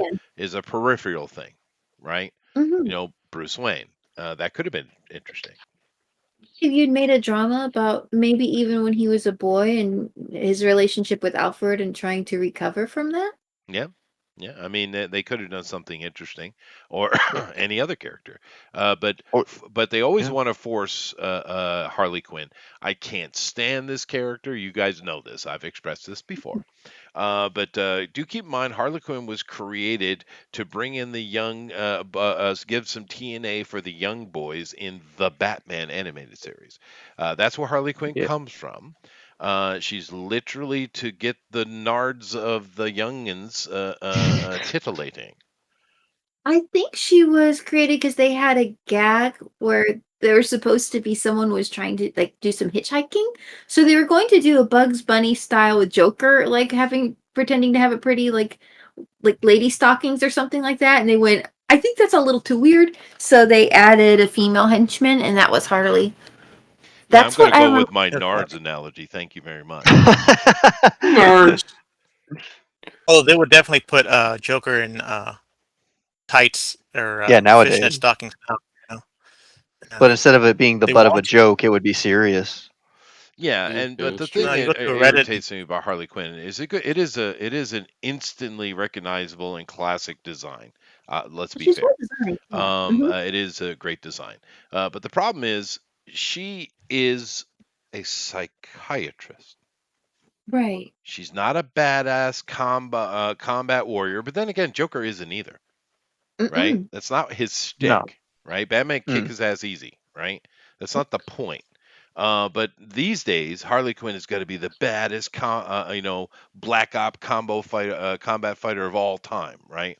It's Yep. like, Right. no, she's a psychiatrist whose Mhm. mind was broken just for the fun of it by the insidious nature of the Joker, right?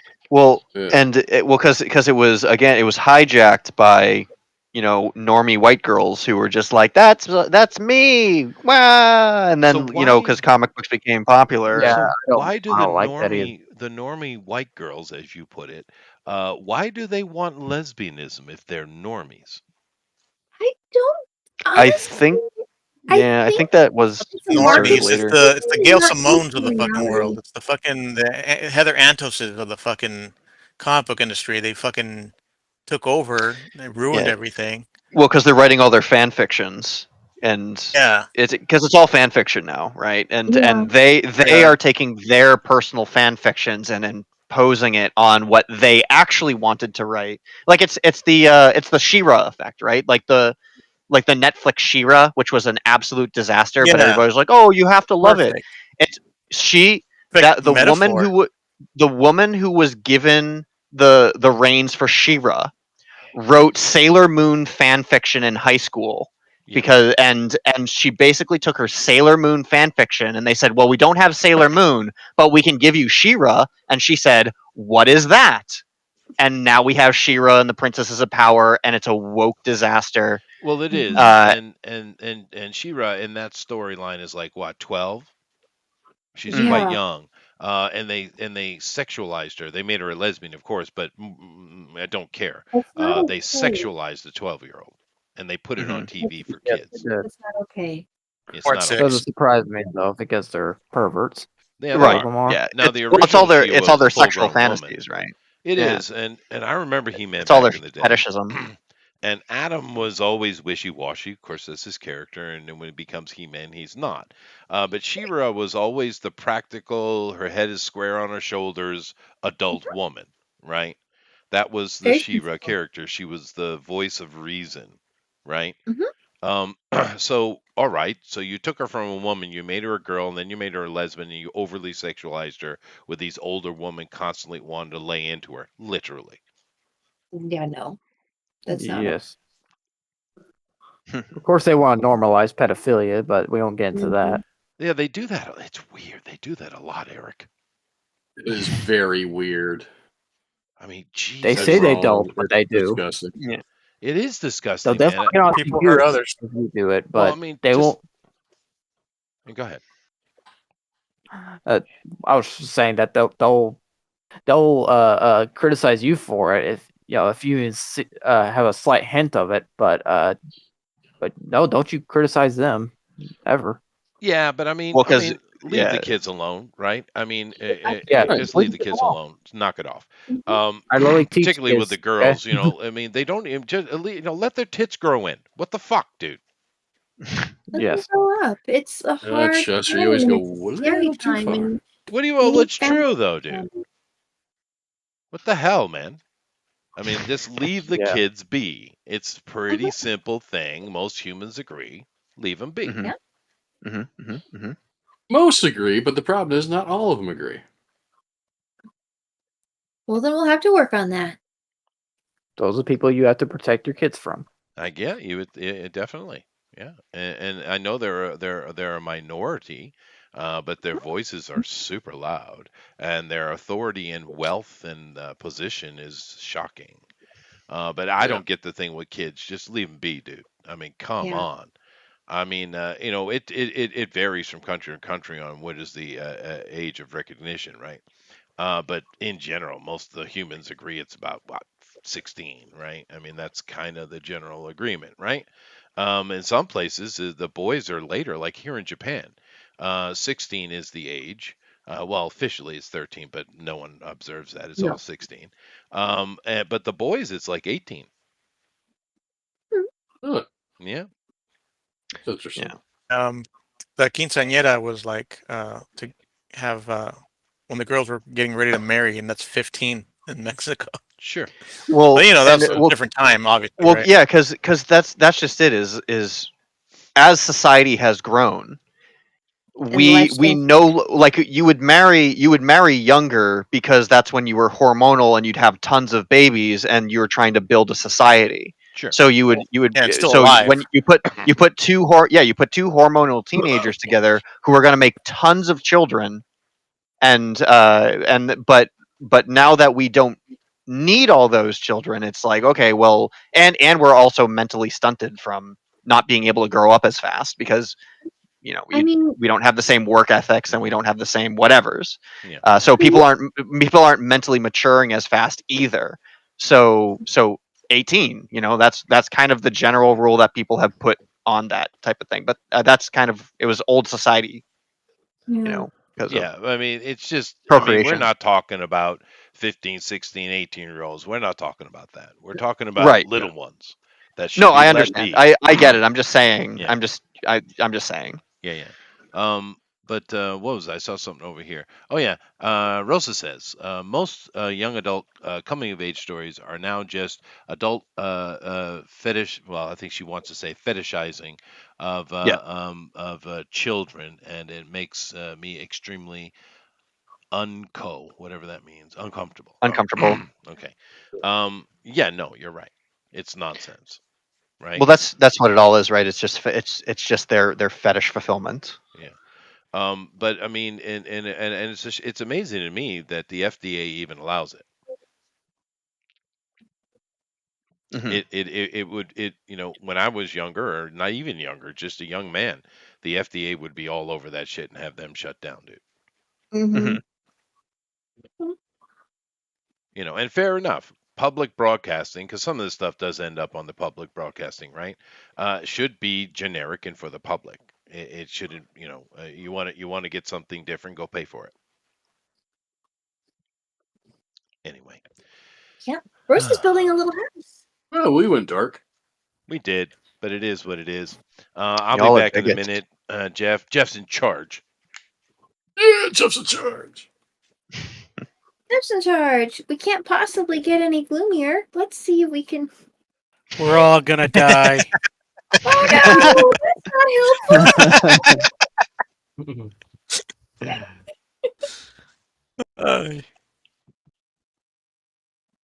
Because So of a if I- volcano. Oh, that's right. I feel like What volcano's gonna blow? Someone I can't remember it in Naples. Yellowstone National April. Park.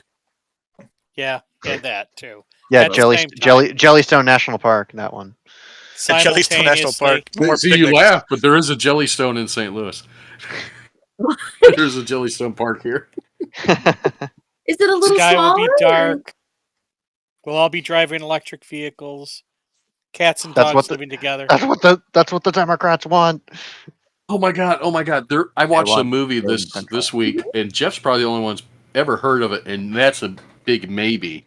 I hadn't watched it since I don't know the early '80s. It came out in '81. It was called The Last Chase.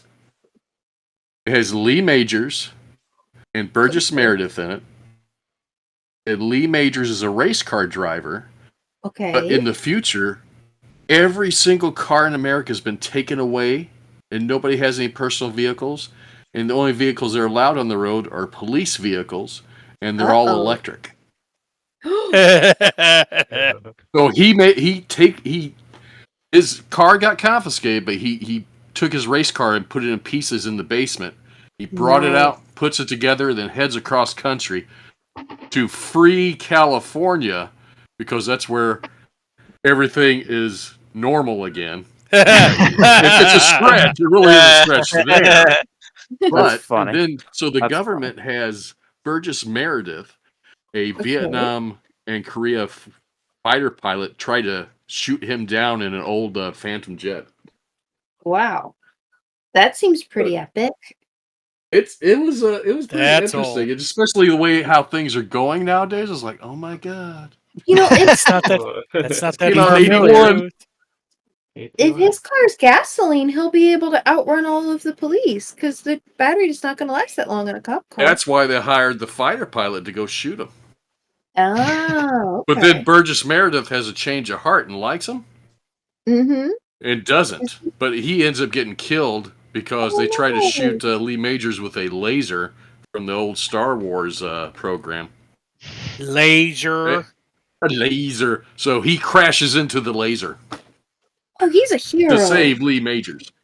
So he can And save Christopher everybody get them their Makepeace, cars who was back. also in Meatballs, if you ever saw that. Meatballs? I Yeah, did not. Meatballs. Thanks for taking out that laser there, Sasquatch, old buddy.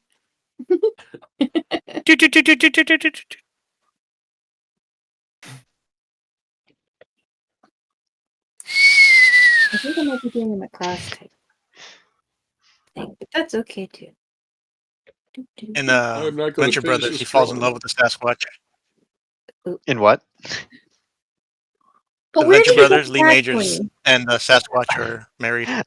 That's, Where's the one? That's right. You know where he got the gasoline for the car? Do they cover that? Where does he get the gasoline for the car? Detail. Tiny He does. details. You don't need He, to know. so supposedly all the gas is gone because of the Uh-huh. oil shortage. We ran out of oil, but the government lied. But Lee Mhm. Majors has a pump, and he goes to all these gas stations along the way to California because there's always gas left over in the bottom of the tanks that the regular Oh. pumps can't reach. Ah, all right. Yeah. Yeah. So, but he's got, and in California, they do have cars and everything's normal there, so he's just trying to save the rest of the country? He's just Or- trying to get out there to get away from the the society Okay. he's living in now. Yeah. Society. Society's so bad you have to move to California. We're in trouble. Oh, yeah. Stop I it, know. society, you jerk. Now, Alan, you mentioned Bigfoot. Has anyone seen The Man Who Killed Bigfoot and Hitler? The man who killed No. Bigfoot and Hitler? It stars Sam Elliott. What? You know, It's I a have real seen- movie. I have seen that. I know what you're I've seen talking that about. movie, and I think it's relatively new, isn't it? Yeah, it's fairly Yeah, new. it's Yeah. relatively new. Yeah. Hmm. So is it like Bigfoot versus Hitler? No, see, No. Sam Elliott killed Hitler in World War II, but now the Okay. government needs him to kill Bigfoot. So Also- they hire him Tommy. Got it. because Bigfoot's in Canada and he's got some kind of disease and is going to infect the human race or something. I Wait, thought what? Sam Elliott was already dead. He's No, still alive. Still alive. Yeah, Really? he's still doing movies and such. Oh, yeah. Even He's he was in Bigfoot. Yellowstone, a Yellowstone prequel, actually. Oh, First thing really? I saw him in, actually, yeah. It's a sad Yeah. movie. The Yellowstone. That was actually pretty good. I liked it, anyways. I did too. I think I liked it better than the regular Yellowstone. Interesting. Because Yellowstone's pretty You good. know, the Tim McGraw and Faith Hill. Yeah. But the U.S. sending Bigfoot to kill Hitler is a very fascinating idea. That would be fun, right? That Yeah, would be yeah. an interesting idea. Yeah. Nobody can find him, Yeah, so he's hire like a Bigfoot. ninja. Kill Hitler. You just think, Ninja Bigfoot. there you I go. like Oh, wait, they right? had that. There you go. Wait, isn't that Shinobi Sasquatch? That's Shinobi Sasquatch. Yep.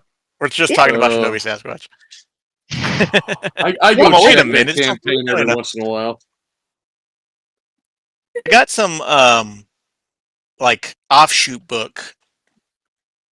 It came with another campaign for that. Oh. I can't remember what it was. Maybe it was a graveyard shift or something. They had to get a new artist to start working on that, didn't they? Well, is that Rob Willis? Yeah, he started working for the big boys and he just stopped, I Yeah. think. Rob Willis is doing stuff for like DC and stuff now, but he didn't Oh. finish Are the they- book. I didn't know he was Making doing stuff for any DC. books Did you Yeah, put I seen ninjas his in name on your Big Boy stuff. in the your series, Eric? In What was that? Is there ninjas in your Zombieful Adventures of Oz? No, but I've got pirates with swords and Yeah. gorillas No with ninjas? swords. Or right. Ninjas. We haven't made it over to the east yet, Oh, so. interesting. That's an interesting idea, though. Well, Yeah. I tried to incorporate all kinds of public domain stuff, so I have to find some kind of public domain ninja. Oh, is Zatoichi the Blind Samurai open domain yet? I will have to find out. Because that would be wicked cool. That could be. You know, as much as I Oh, loved I'll- ninjas back in the 80s, I'm surprised I didn't put ninjas in the book. Momo Top might be good, although it's kind of fairy tale. Maybe Wonderful Ninjas of Oz.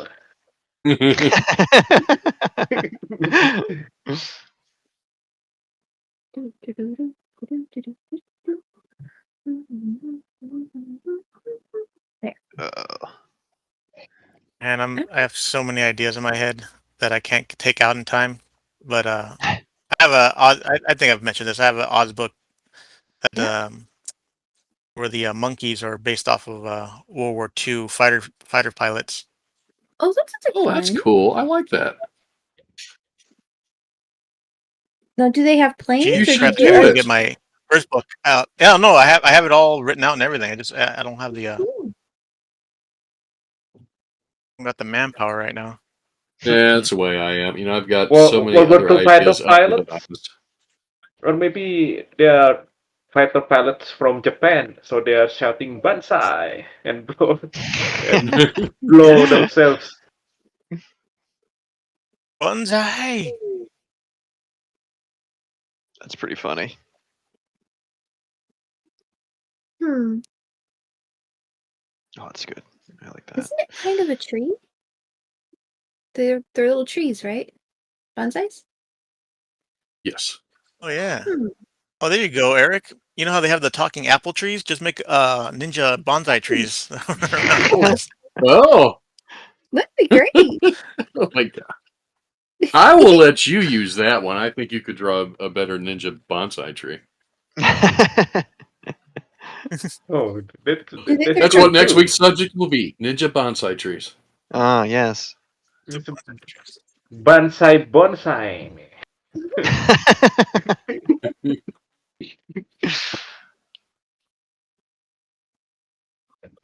Yeah. Rosa says they're happy little trees. Happy little trees. Happy little trees. With ninja powers. They live in the I like that. I like that image in my head too. It's just like, oh, just some happy little trees. Now let's give him some ninja powers. We'll just give him a little headband. Now he's a ninja. Yeah, and we'll give him a Yeah. ninja friend too. There we go. right over here. Yeah. I like this idea. Yeah. Yep. Could have Totally. environmental themes too, because it's the trees. Maybe the trees are avenging on humans. Yeah. Is there a Oh king? man. Does it kind of look like Bob Ross? Like that would be kind of cool. Or their emperor, I guess. Probably one would have to look like Bob Ross, like a little fro and stuff, little bonsai fro. Have a little squirrel. Oh man. Yep. This I is what came we need into to do. Afro. What did I miss? Yep. You missed a whole. So there's A lot of things. no mistakes, just happy accidents, Chester. That's right. Bob Ross's Zen philosophy. Yes, he is a Zen master. I agree.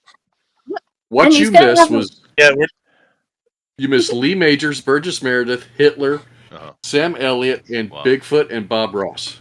Wow. Oh, and an army of Wow. ninja ninja trees. and ninja bonsai trees. And Yeah. ninja bonsai trees. Ninja bonsai trees. Yeah, we call it a It's not a very bonsai ninja occupation. bonsai. Well, they never see it coming. They're really, really still and they strike. And just to help you guys out, it's not bonsai, it's bonsai. Bonsai That's means not what Mr. Miyagi charge! said.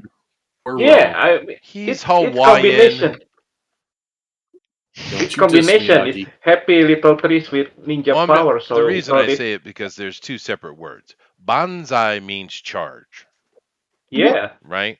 Bonsai is a type of plant keeping technique, right? exactly. We are talking about On words. happy little trees Yeah, with bonsai. But ninja you guys are power. saying So bonsai. It's not the Yeah. same. yeah, Then they yeah. So it could be bonsai.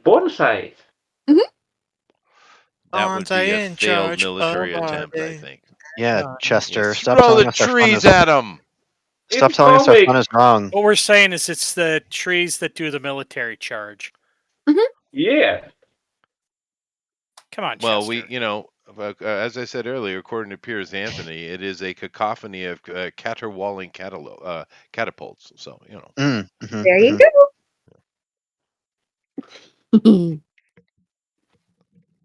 very nice. What is this? Tenno Heika. Heika. Oh, Banzai. Alpha Proto says. And Rosa says, yay. I don't know why. But it's an exciting story. Okay. We had it all figured out. I'm kind of glad I missed the Sam Elliott part, though. why? You don't like Sam Elliott? I love Sam Elliott. Well, there's a movie that came out about 4 or 5 years ago. The man who killed Hitler and then killed Bigfoot. Wow. That sounds B. And Sam Elliott's in it. No, sweet. He Yeah. stars in it.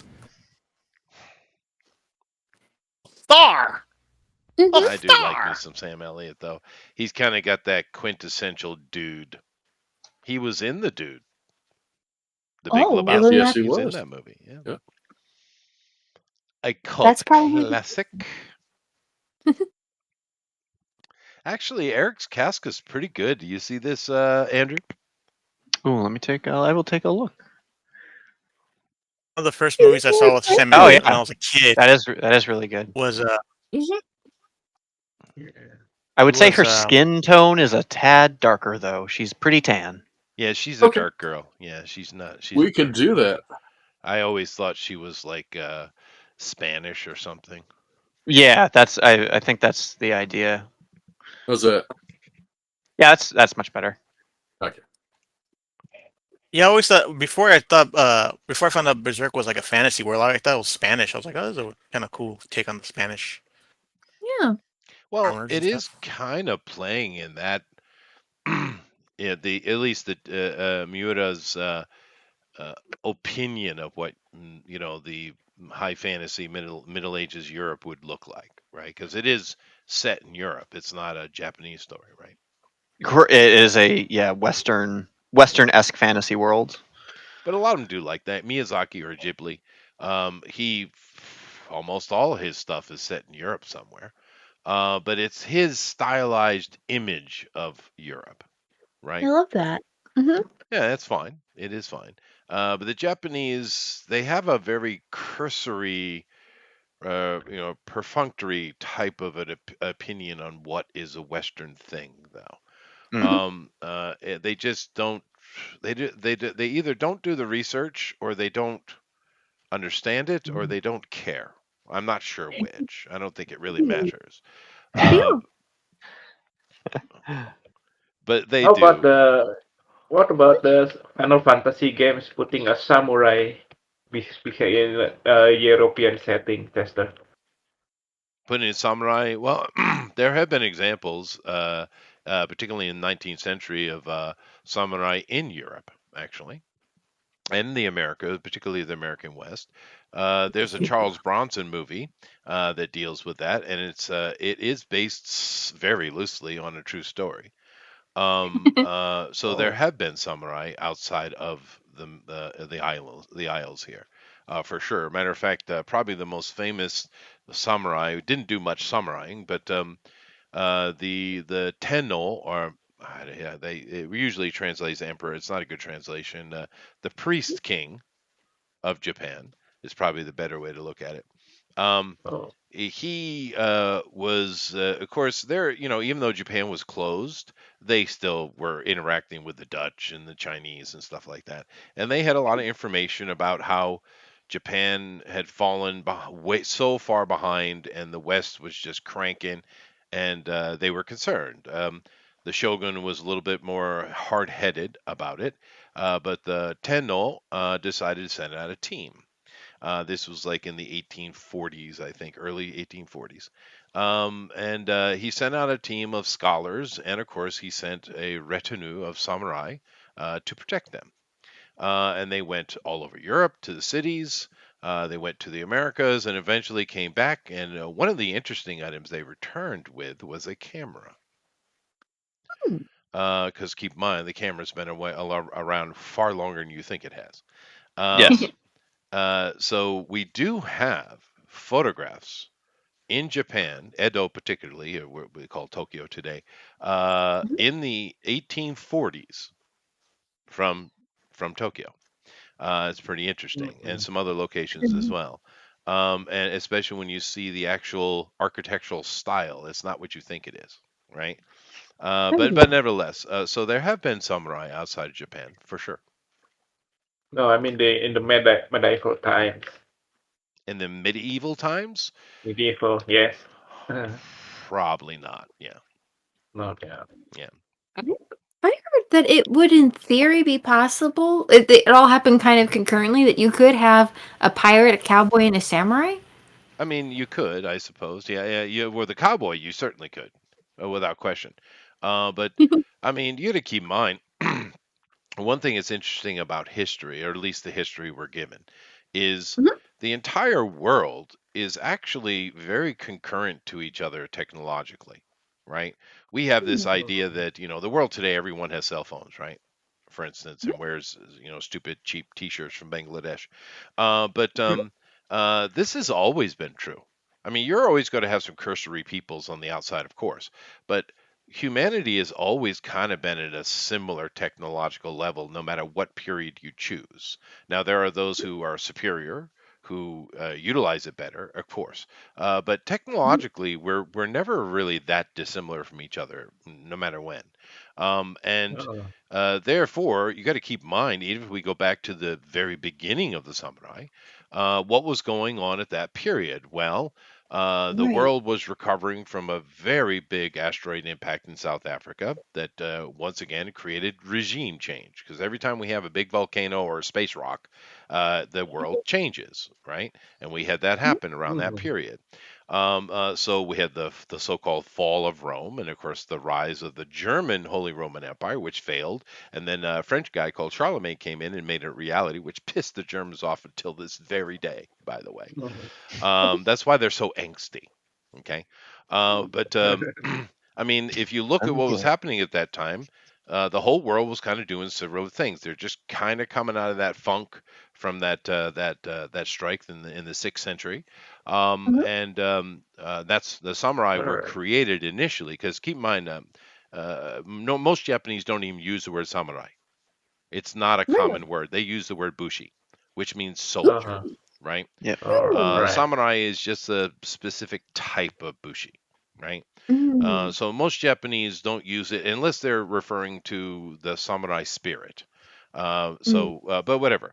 The samurai itself was created specifically because there was an area, I think it was in Western Honshu, near Kyoto, and they were having there's a mountain. Well, there's mountains everywhere in Japan, but there was a whole bunch of bandits holed up in the mountains, and they were just nothing but trouble. They couldn't dig them out, and they were having a lot of difficulties. And they were sending their soldiers in to try to root them out, but they were having trouble. They came up with a tactic that they were using horses, which is not like us, right? We have horses, the Aryan or the reindeer people, which is what I like to call them, that were going back and forth across the Eurasian continent, following those reindeer herds. All their technologies came out of the reindeer, including horses. Right, using horses was something that they used to control and manipulate the reindeer herds. Right, that's where it came from. So you can ride reindeer? Reindeer. No, the horse is bigger, stronger, faster, and they could control the reindeer's movement, just like we do with cattle today. But the Aryan people would go from the all-time mountains in Mongolia all the way over to what we call Ukraine, and they followed those reindeer herds back and forth all the time. They did that for thousands of years, right? But but the point being is that they are horse people, and therefore all of their descendants, which is all of the Caucasian people, we are horse people because of it, right? But Asians, not so much. Here in Japan, only the elite of the elite would have a horse. That is not a common item, right? But they were utilizing the few horses they had for this, but the weapons just weren't working for what they needed, and thus was born the katana. Seriously, and of course that was also the samurai, which means mounted warrior. Oh, okay. Yeah. So because they have a horse. Yeah, they're on a horse. But I mean, at that same time, you have the German Holy Roman Empire coming into its full power. It didn't last long, but they were in their full power. You had the beginning of the Byzantines, or the Tartarians moving themselves around doing stuff, and they became the biggest empire in the history we know of, et cetera, et cetera. But my point is, humanity and our societies are always rather analogous to each other. We're not disparate. It's not like this kingdom or this empire's technology is 1,000 years ahead. It's never like that. It's always very similar. Therefore, with the samurai moving around, it would depend on the time. At that time, and what he's talking about with the Middle Ages or Dark Ages and Middle Ages, they were barely a thing yet. They just weren't really a thing yet. The samurai didn't really come into their own really until Sengoku Jidai, which is only 500 years ago, right? Wow. Is that when Tom Cruise taught him how to shoot and stuff? That's right. Tom came in and fixed it. Yeah. Good for him. I was so in love. Yeah. Well, each culture has their superiority things, right? And the Japanese archers are not. That's not their strong point. The I mean, English, though. the Yeah, there's this English. volleyball. It is. That's right. They are badass at volleyball. But no, the English are the best bowmen in history, without question. Yeah. So, But it just depends. You could take a bushi or even a samurai, but mainly the Japanese will call them a bushi. But one of those high trained bushi, and you could put them toe to toe with most anything, and they're gonna be a handful. Mm. They were no joke. But it's more about absolutely. training than equipment, though, Yeah, that's true. which is why I say the Japanese are stupid. Oh, Oh. Yeah. Well, no, they don't because think. of the Bushido code, which is frickin' Russian. I mean, well, before it was Russia, but Slavic, right? The Bushido code, and the absolute nonsense. You literally spend a decade or more creating a soldier. I mean, from a very young age, you put so much effort and time, and they Mhm. make one mistake, off with their head. That is Oh so my god. stupid. It's a death cult. Will they And execute their own men? Oh yeah. Oh yeah, yeah, yeah, yeah. And the men Yeah. are taught from a young age that if they screw up, then death is the best thing for them because they've completely ruined their own name and they might taint their family. Oh my God! So they are Hmm. willingly sit down and lay their head down to be killed willingly. But Oh I'm saying the whole no. concept is stupid. You spend all this time and energy in creating this very effective warrior. They were very effective, but yet Right. the loss rate amongst them, of course, they don't know 100%, but it's estimated in Japan, by the way, of upwards of 70%. Oh gosh. Wow. Oh I no. wonder why they have a low birth rate. They killed all the alphas. They do. But I'm just saying, it's just so dumb, dude. It's such a dumb Hmm. concept.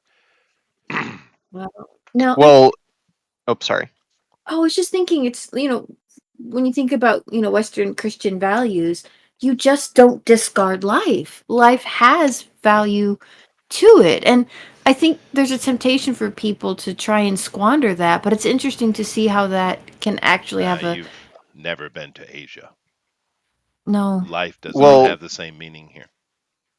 now my question is, Chester, what do you think about this newer generation in Japan coming up that are almost, I don't want to say forsaking, but it almost seems like the honor shame culture is kind of going away with this new generation. It A is, lot but of they're them also aren't lazy really fun. dumbasses. Sure, but you know what I'm saying though, right? Like No, it's it almost is. like there's this weird paradigm shift happening in Japan where the It honor is. shame culture that's very prevalent in Japan is actually shifting away, and I It thought is. that was kind of actually But crazy, is interesting. it good for them in the long run? I'm curious. You're right, but is it good Yeah, for them? I don't know. yeah. I Um, don't know. I would me personally, it's almost like their own. I don't want to keep using this word because it's so overplayed, but I'm going to say it anyway, just because for a lack of a better word. But it's almost like their own woke movement, revolution, where yeah. where it's like this new But do I think it's a bad thing? I I'm live kind in of it. I think it is a yeah. bad thing.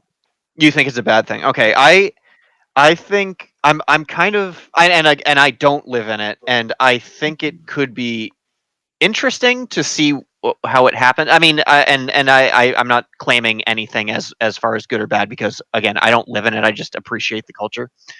Um, but it's certainly fascinating to watch happen. I would say, Mm. from my point of view.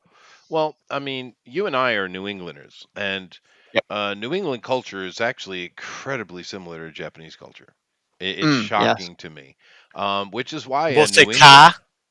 what was that? Well, no, they don't. But no, I mean, which is why it's so easy for me to live here long term, because the frantic work rate, the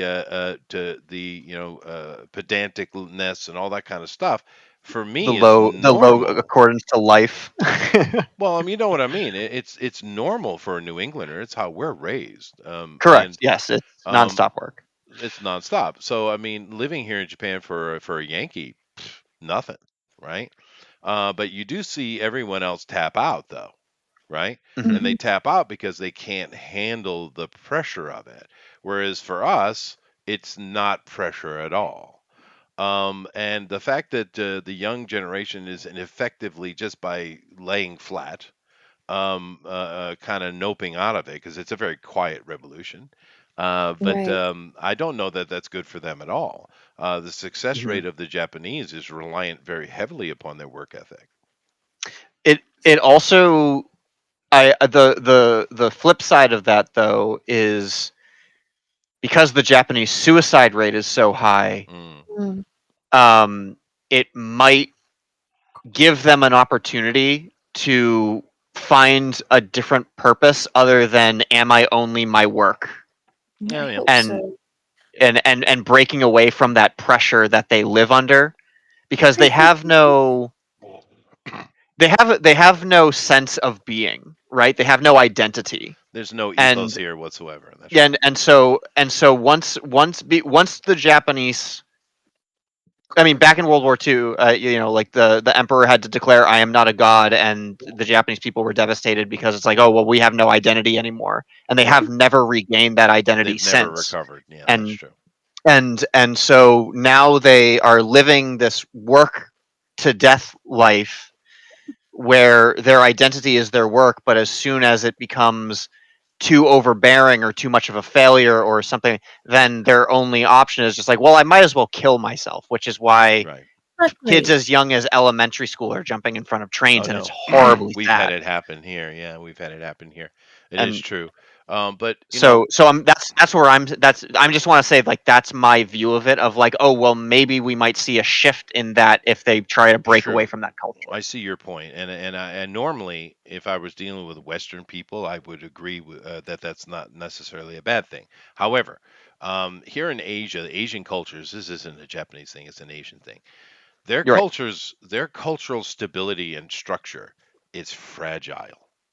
Right. It's not like Okay. ours. Our cultures are very robust, right? And it's because, yeah, we've always had kings, but we've also killed a lot of them, Hmm. Hmm. right? We there's a limit before the people step up and start moving. That does Mhm. not Who's happen king? in No god Asia. king. Well, it just Right. that doesn't happen in Asia. It just doesn't. Even the communist movement in China didn't function like it did in Russia, right? It didn't. It was very, very much the very standard Asian community movement, right? But I'm just saying their cultures are very fragile. So I don't know that they can handle that shift. Mm-hmm. I A think it very would interesting crush point. them. Yeah, yeah, yeah. Yeah. For sure. Very interesting point. Anyway, Well, pray for them to Fascinating find discussion. Jesus. it is. Yeah. Yeah. They need Jesus, Amy says. Yeah. That's right. I agree. That's No. that they need to find their identity in Christ. That is Yeah, there you go. 100%. There Well, you go. the Japanese have no ethos. They really, really don't. That little comment in the Scorsese movie, where Adam Driver played a Portuguese, I think it was Portuguese priest, that was over here trying to evangelize. And Oh, that's yeah, yeah. Silence. I heard that movie's good, actually. yeah, It is but good. in there you have a daimyo, a lord, trying to explain why they're wasting their time because Hmm. the Yes. Japanese people are similar to a rotted root. And when he, with to kind of summarize what he meant by this, and it is a strangely truthful statement, and it kind of comes into some of the jokes I've even made today. You can see Japanese kids will have Snoopy on their pencil cases, on their Yep. backpacks, on their shirt, but they've never ever seen a Charlie Brown or a Peanuts cartoon ever. Right. They have no clue. They don't realize that, Snoopy's a bit of an asshole. I mean, he is. Yeah. He's a Right. Yeah. jerk, right? And that's the comedy of it, right? Mhm. But they don't get that. And everything they do is very shallow in regards culturally. It's super, super shallow. The only Sure. thing they Yep. have is their tradition, which is not shallow. And if they burn that away, the fragility of it, I just don't think they could survive that. Yeah. Right. If they have a rotted root, they can be grafted into the vine. Oh wow! Of course you said that. Of course you did. Amen, sister. Amen. No, That's great. didn't you ever wonder why Christianity didn't take off in Asia? I mean, haven't you Because wondered it was why the stamped out. Catholics failed so miserably in Asia? Because it was stamped out by the local No. daimyo? No. Some of that did happen, of course, happened in China too. That's not why. Right. Because Asians don't function that way. They don't think that way. Their brain doesn't work. Christianity or Islamism or stuff like that, it just doesn't function inside of their cultural brain. It just Mhm. doesn't work like that. These people are ancestor worshippers, traditionalists. Christianity just can't function here. It just can't. And it never will. And that's why Oh, it it will. failed. No, it actually won't. But then again, on the same thing, Islamism won't hold either, right? None of that True. Abrahamic stuff sticks with the Asians because they just think differently. But you're right though. The suicide rate is ridiculous. We had a boy here like a year ago. Jumped off the third floor balcony walkway of the school. The way the schools are built here, they have classrooms, but there's like an outside balcony for each level, right? And he jumped off of it. No, that was actually that was a couple of years ago. A year ago was a girl, not a boy. But same situation. They jumped off of the top of the building that they could get access to. So the boy who did it, why did he do it? What was the general consensus on why this boy killed himself? Because a little boy, right? We're talking. The boy was a junior high school kid, and the girl was an elementary school kid. And they did it for very similar reasons. The boy did it because he wasn't very good at baseball, and his father really wanted him to be. Oh, God, no. Okay. And the girl did it because her mother was having a hard time with something or another. I don't think it ever came out what it was, but it sounded to me like there was some kind of affair going on. And she just felt my mother doesn't love me. So throw yourself off a building then. Yeah, no. And how old were these It's poor little It things? was like elementary. Little well, kids. that's actually the fascinating thing about Japanese culture in general is a lot of Westerners from the outside see it for their technology boom and their animation and their art but in reality, when you dive deep into Japan, it's actually a very sad, depressing, pathetic culture. In many And- ways, because they don't have an ethos, and as it is a unique observation for an anthropologist, right? Because Mhm. an ethos meaning to kind of just function the word, or assist the word. Anyway, Woo! Full circle. thank you. Is that they don't have any concept or belief in what happens when you die. Right. Right? There is no heaven. I mean, they would, if you ask them offhand, they would like, oh yeah, heaven, and it's going to be a very Western. At least their vision of what Western heaven is. It's not even their own. But they don't believe anything. They have no faith whatsoever. So when a kid kills themselves like that, or an adult, or whatever, but the kid, of course, gets a little more attention. There, of course, people are a little sad, but there isn't much emotion around it. Whereas if that happened in my hometown, my God, the old ladies would be talking about that for a decade. Yeah, something went wrong. I Yeah, mean, but over here, it disappears almost immediately. Kind of like an attempted assassination attempt on a former president. yeah. Thank who God that hasn't thought? happened in decades. Yeah, no, forever ago. Anyway, thank you very much, Jeff. We need to do our job. That was a good conversation, but a little bit Yeah, we had a late. good discussion though. Yeah. Yeah, a little bit late. Let's go over here and take a look, see what everybody's got going on. Eric was displaying it. Oh, he is here. So who dropped? I think it's. Oh, sorry. That was me. Hang on. That was I you. gotta. Okay. I had to reset my thing. And Johan's not showing for some reason now. Oh, really? Yeah. Oh, sorry. That's all right. Wait. We're about to go through it. I'm going to start over here with Amy anyway. Yeah. So Andrew's got to get his stuff up. So let's take. Oh, that's Yep. great, Johan. Let's take a look now. Amy has done Griffin, a very effeminate Griffin, but I don't. You don't. I know she doesn't know this, but that's actually perfect. Oh yeah. Yeah. Well, no, Griffin is an amazing sword fighter and tactician. He is. That's the main part of the character, right? But he's very effeminate gay man, right? And he is a band. Well, a And a band good meaning leader. a military group, A And war a band. guitar? a war band. Yes, Yeah, Oh, warband. yeah, a war band. I and a see how you guitar. did. Yeah, I see you confused that, but that's all right. But Griffin is super effeminate, but don't make him mad. Well, no, you generally don't want to go Right, around making rape your people girlfriend. upset. Yeah, no, he will, and he'll of course beating him in a sword fight is nearly impossible.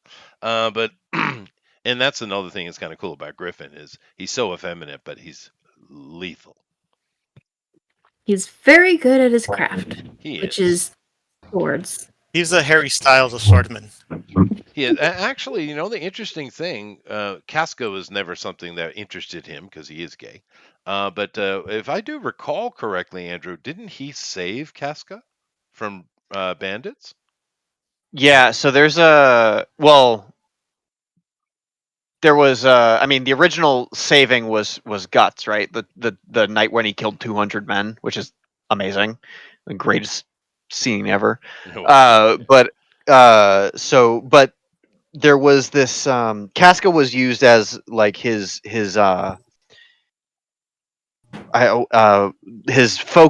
focal point of jealousy, right? Like that's what he took all of his anger and aggression out on. Right. But I'm talking about You when would she was you a would little girl. When she was a little girl, wasn't it Griffin that found her? And it was like yes, well, because bandits had killed she, her parents, and he saved her. I'm pretty right, sure. yeah, because she was already in the band when they brought Guts in. That's right. To and, it. And I So, think yeah. there was a scene where they showed how she was a little girl, and Griffin basically saved her from bandits. Yeah.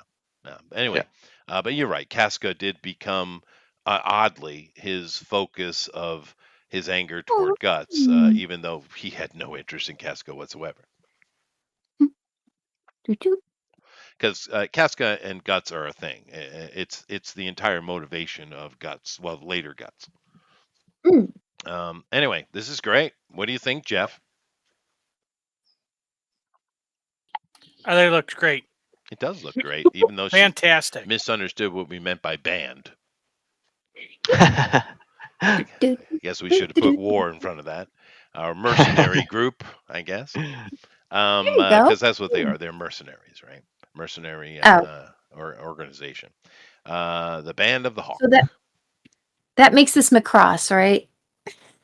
That's true. That's true. Yeah, it makes that's good. Stupid singing in Macross. Robotech's much better. There you go. Robotech's gonna win. All right. Anyway, cool. If you like what Amy has done, please vote for on the straw poll. Let's see here. Next, we have Andrew, who's done I guess, the conversion of Griffin. And of course, the silhouette of Casca. My. That's clever. Good for you. You get plus 10 points. And I have Guts in the middle. You know, yeah. Okay. Yeah. Now that's right there encapsulates the entirety of Berserk. Good job. Thank you. Yeah. No, that's brilliant.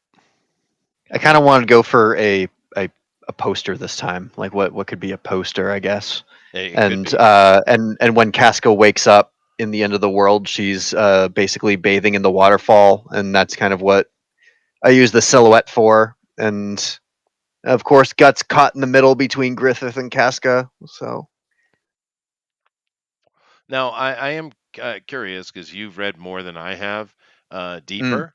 Does she ever come back to say her senses? They never made it that far.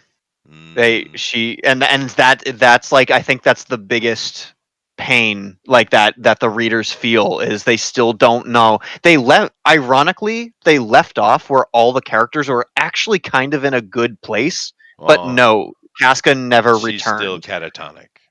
Yeah, and and it's and I believe Guts's child is still haunting him as well. So, Well, there's plenty of things to haunt Guts.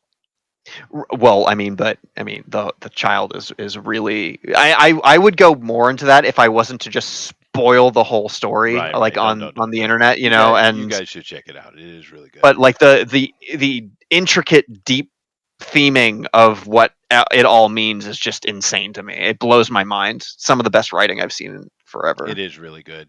Jeff, do you have an opinion? Yes. Okay. Would you like to share? Cool. Oh, that's the second question. Mhm. Yeah. Mm, Doesn't look like anything furry. No, it's true. no, not very furry at all. Although Griffin's theme is birdish. Yeah, I actually am really upset It's that we feathery, not furry. didn't end up having our Hanna-Barbera night. Though I would have been making the worst case for myself of not being a furry had That's we true. done that night as That's well. true. But I don't care. So Yeah, that's true. Yeah, nor should you. But if you understand Berserk, Andrew wins. Vote for him in the straw poll. ah. Yeah, Hey, very good. Let's move it along here. On to Eric, who's done a very nice Casca. And this is the young warrior Casca when she first meets Guts. Oh, okay. And it's a really good Casca. It's Well, excellent. thank you. It's right on model. Very good. Jeff? It looks like somebody who really wasn't inspired but had to draw something would Mhm. draw. oh Okay. jeez. It does, doesn't it? It Yeah. does. No, I think it's a really. I mean, Andrew, it's a pretty good Casca, dude. Oh yeah, I really Young enjoy Casca. this for starting late, and it's great. I think it's wicked fun. Yeah, Cool. she's a linchpin to the story, by the way. Oh my gosh, she's one of the greatest characters. And like I don't even know how to explain it. It's because she doesn't do a lot, but she does everything at the same time. Yeah, It's I don't know. She It's is the plot device and the motivation at the same time. Yeah.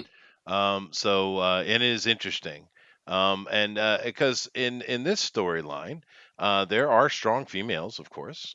In Japanese have no fear of such things. Asians in general have no fear of such things. But she's also, what's the word I should use? Fragile. yes, right. Like, well, Hmm. she's a warrior woman, but they're not afraid to show that she's weaker than the men. Or that she's feminine. Right. Correct. She's a plot device. Alpha Proto agrees, because she is. Yeah, it's great though. If you like what Eric has done, please vote for him in the straw poll. Very nice. Let's go over here and take a look at Jason's, and he has done Guts. This is way later. This is this is his Black Swordsman armor, and yeah, this is a full-on adult murder the world Guts. Which is much deserved. He deserves that, man. He does. He does. And it's very, very cool. I love the helmet. I see how you like the helmet. To be honest with you, I'd rather have just the entire face because that face is killer. Yeah, that's really good. Yeah. It's very Guts too. Yeah. And that's another thing Mira did a really good job was aging people up through the story. hmm He did a really good job of that, actually. Particularly with Yeah. Guts. Casca a little bit too, but Guts, I mean, it's a transformation of this from infant falling out of a gallowed mother to this. So yeah, that's pretty interesting. Yeah. It's very good. Jeff, opinions? Yeah, it was very gutsy. It is gutsy. Nice. Whoa. It's very gutsy. I love the little tinges of red blood there on his mouth and stuff. Very good. So if you like what Jason's done, please vote for him in the straw poll. Let me go over Thank here. you. Try the veal. I'm here all weekend. Johan, could you drop your feed and send it back in, please? It was working, now it's not.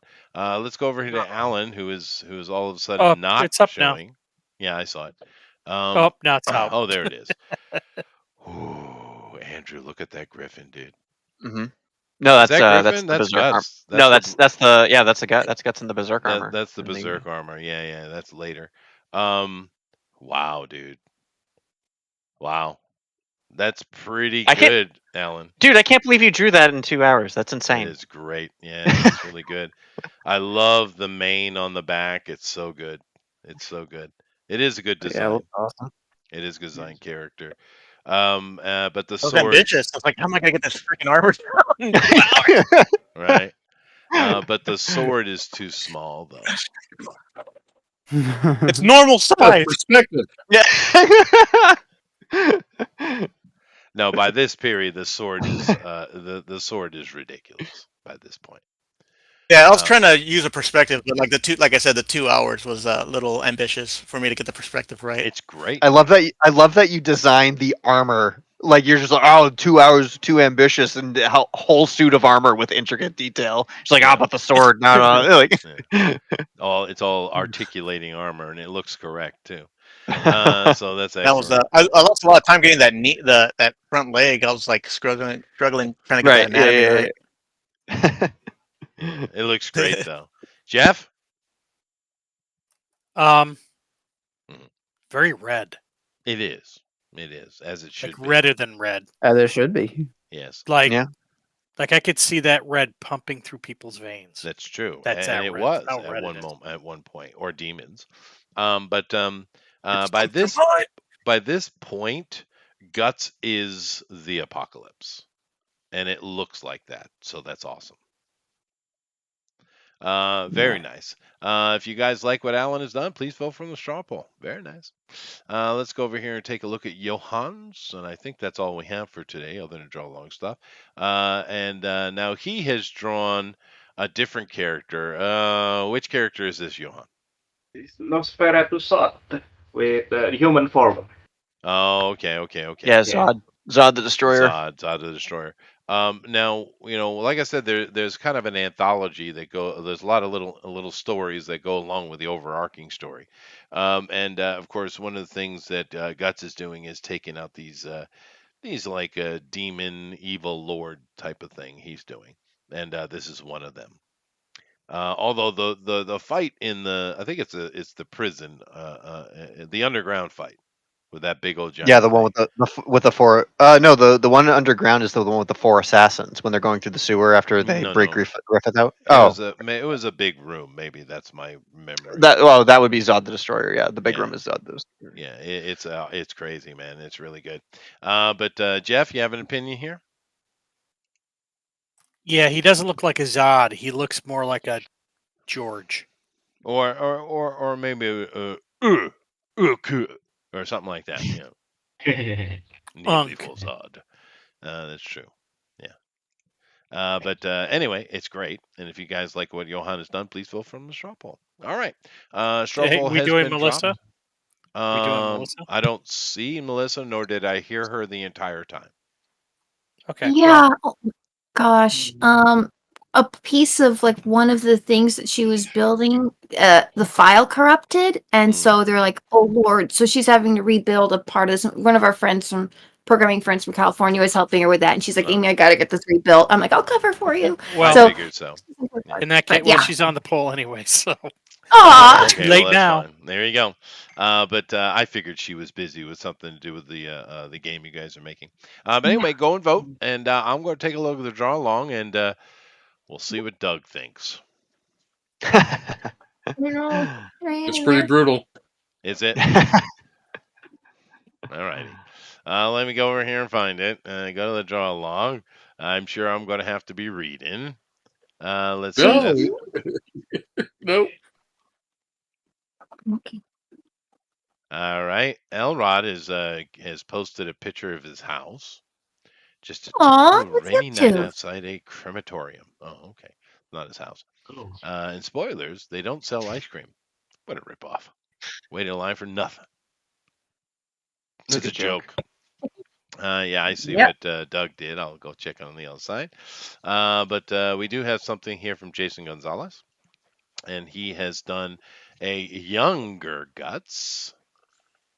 You're not displaying anything. I'm going to in a second. Okay.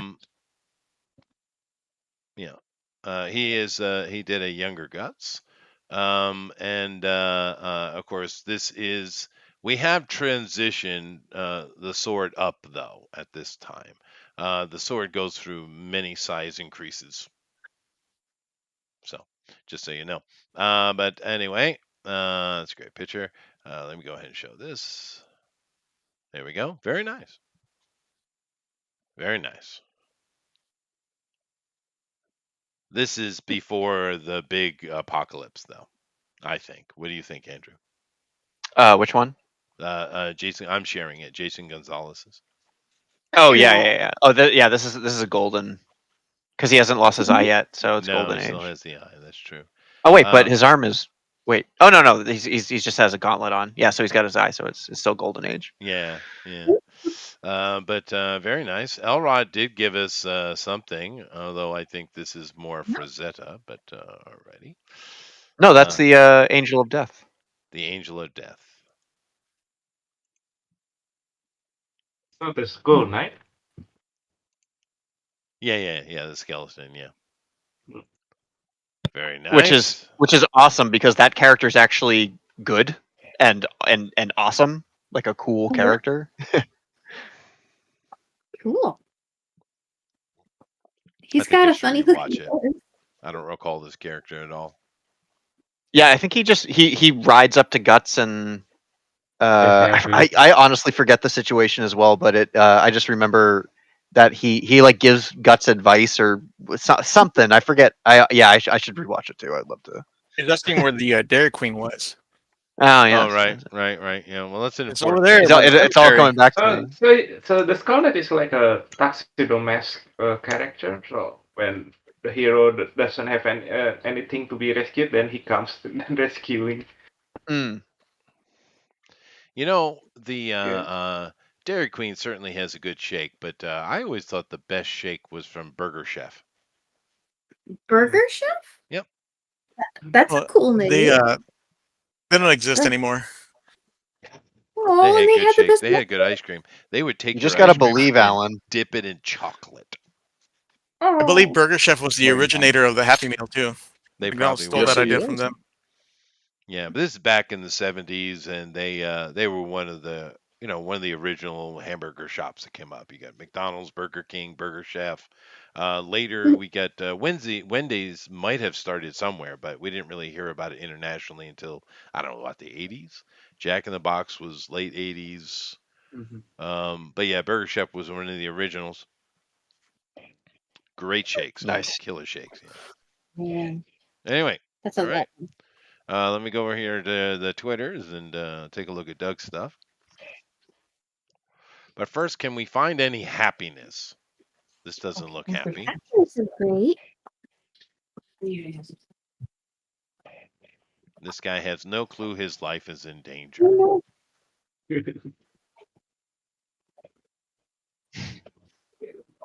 I'm in danger. What's all that? I don't get it. His car just drove off?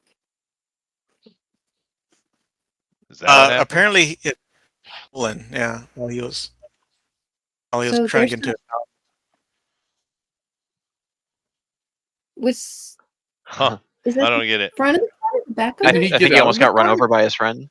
Oh, Yeah. friend was mad. That's not a very Okay. good friend. You don't deserve dogs. Oh yeah, But the that's way happened his before. friend was driving, I think it was female. Oh, one of those situations. I'm just playing, girls. I'm just playing. Joke. The mime comedy. That's That's a pretty good though. lot of wasted practice time. Yep. Okay, fine. Be like that. Let's see here. Cry more lives. Trump won. Democrats cheated. Yeah, Taylor's got to be just absolutely overjoyed with all of this. No, that's that's. Like, I love the floating hands. Like she's not even holding. Yeah. It's just like floating on a different plane. Mhm. That's Yeah, no. hilarious. It's obviously it's all fake stuff. But I mean, Oh, yeah, it's obviously. interesting they picked Taylor to pick on because there've been several of these, right? Yeah, because she's like the new Lady Gaga of like the speaker. all the kids like me, so I'm going to Yeah. indoctrinate Nah. everybody through Tell us pop why music. I like Trump. I'm going to speak for the Democrats. She got purchased by the Ma, you gotta listen to Taylor Swift. Or what they call them, Swifties. This doesn't look fun. Swifties, what's yeah. that? That doesn't. That looks bad. What's that? We're gonna find out. Oh, it's Oh. it's SpaceX. Okay. Yeah. Oh yeah, it's the rockets. Cool. I heard one of the rockets messed up. Yeah, well, It's I mean, like- What'd he do? This re-entry thing is a thing to get down, but it's he's doing a good job. That's Yeah. pretty good. He's gonna supposedly he's gonna save the astronauts that are stuck up in the space station. Sure, why not? They're supposed He's- to be up there for like. Yeah, they're supposed to be up there for 8 days. Now they're going to be up there until next year. Yeah, isn't that? Yeah. Oh, that's just insane. Well, do keep in mind the whole time this nonsense is going on, all of our space travel is going through the Russians, even though we're supposed to be at war with the Russians. It's kind of interesting. But yeah, this outlaw isn't doing very well. People don't seem to like it. Let's see here. That singer has forever earned my respect. Surprise Delilah. Delilah's favorite song is Hey There Delilah by somebody. Plain White Tees. The Plain White Tees. By what? The Plain White Tees. Is the Plain White Tees. What the hell You is can the change Plain this, White like, something. Teeth? The Plain White Some, Tees. They sing Hey There Delilah. Come on, Chester. Jeez. Hey there, Delilah. They castrated me when I was 6. Blah blah blah blah blah blah. Yeah. Oh, that's cute though. That is nice. That kind of Make-A-Wish stuff. Okay, she's oh, that's a nice dress. Oh, That's cool. That is cool. it's fire. It's not real. It's AI. yeah, but it's still cool. It is cool. It's kind of hot. I got them lit up. Yeah. Dangerous. All in here is just me. I'm just. Okay. Still haven't found anything fun and cute though. No. Oh, there we go. Yes. No, there Oh, we Max go. Sabbath. It's Max Sabbath. Yes, Max Sabbath. Yes. Yeah. That's perfect. That's perfect. Max Sabbath will be our joy for today. Good job, Max Sabbath. Oh. Yeah, Grimace. Okay, that's I think I should click. I think I should click it. There is no sound. There's a girl. Do I not have that on? Maybe I better check that. It's on. No, my side isn't though. Oh, what a shame. But you might get copyright though, because it sounds like It's not the original. like that. Well, unfortunately, Doug's does have a voiceover and sound, so you are gonna need to hear it, I think. Yeah. Oh goodness. So he's giving me a break, and I don't have to read today. He's just speaking to us. All right. Well, we'll go with Max Sabbath because that's nice. And let's go over here and take a look. Let's see what We should do that as a subject some night. what, McDonald's. Yeah, McDonald's and rock bands combined. Oh, there you go. Well, or just fast food in general. Our overworked salaryman here is had enough, it seems. Just like a Japanese person. Yeah. Doug did anime finally. He did. Very, very anime-esque of you, Doug. Now let's go ahead and see what we got. Grace. Each glimpse ignites dread. A hollowed Well, he decided to read it himself. me. I loathe its embrace. Each glimpse ignites dread. A hollowed space. I draw my gun, but silence remains. No escape from this suffocating pain. Tears soak my pillow. I wish for reprieve. Longing for peace. Yet trapped in grief. Dreaming of darkness. My last meal in sight.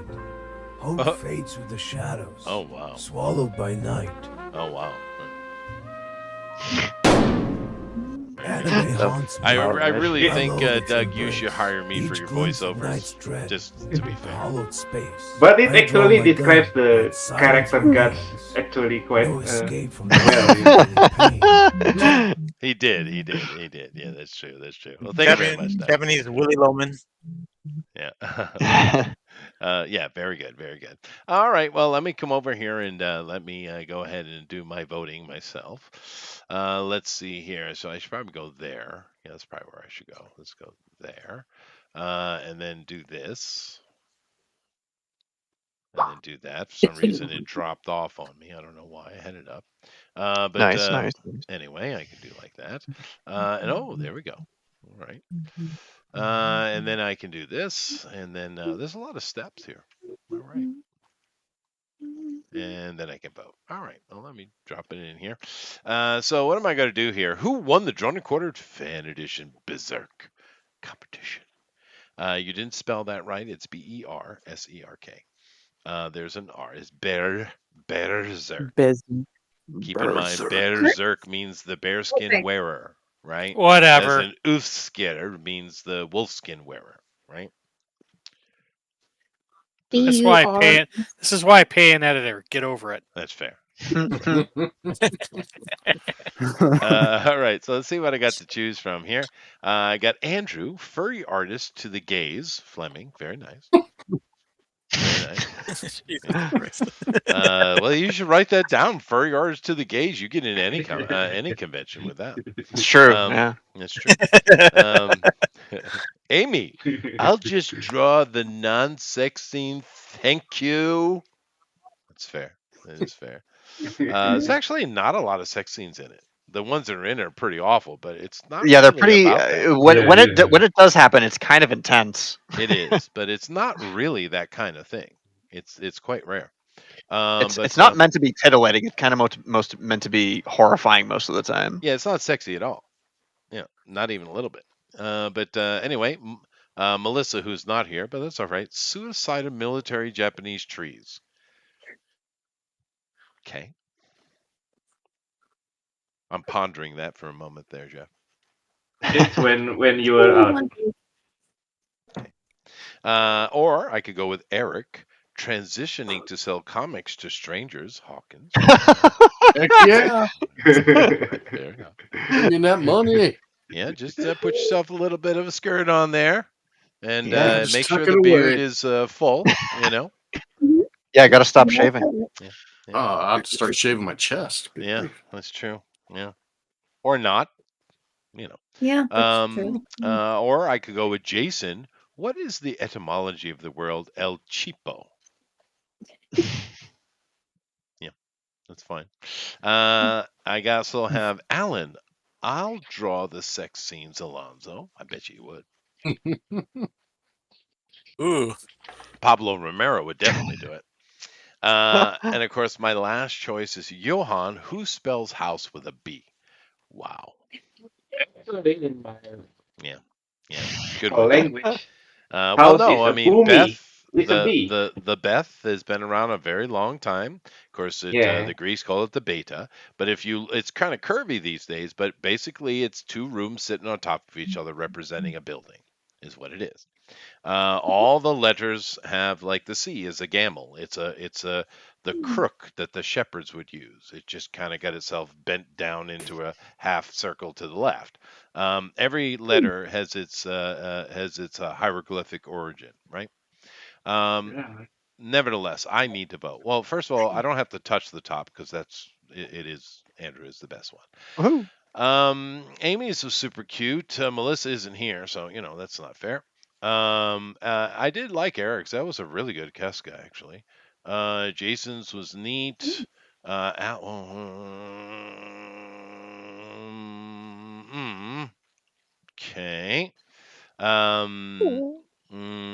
Okay.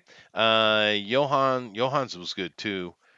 Okay, I'm not gonna touch it anymore. I'm gonna leave it here because the one at top's the only one that matters anyway. So okay. I've made my choice. I wonder if I made it meant anything. It didn't. Ooh, I don't. I don't know if it did or not. No, it did nothing. Alan, which Alan's is great. His is great. His is great. But Andrew's was on mission. Yeah, like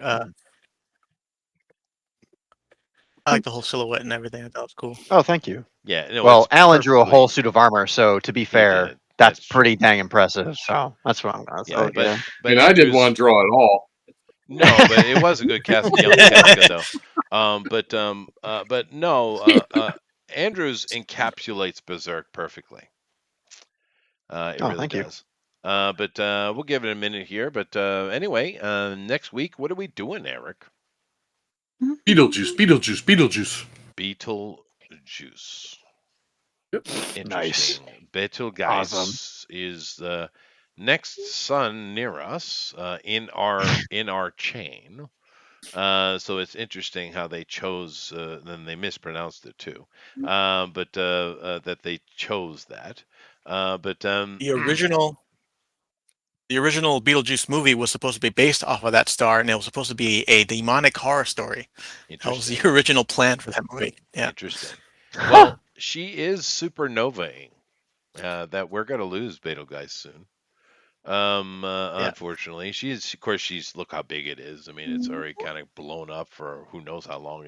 Well, she has low self-esteem, so that's why she's gonna blow up. Okay. You keep calling her. Or has she already blown up? And we just don't know yet. We're just seeing the. Oh no, it's not that far away. It's not that far away. Yeah. But because suns are like a daisy chain, right? And of course we're coming out of the Orion Nebula, as many other sun chains are.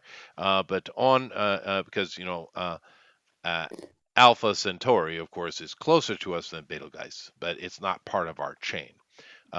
We are in that daisy chain, that string of suns coming out of the Orion Nebula, and it's the next one in the chain from us. Yeah. Furry Artist to the Gaze is moved into top. We're actually I tied. see that they're tied. They tied. It's interesting. Who's doing the voting here? We need someone go vote.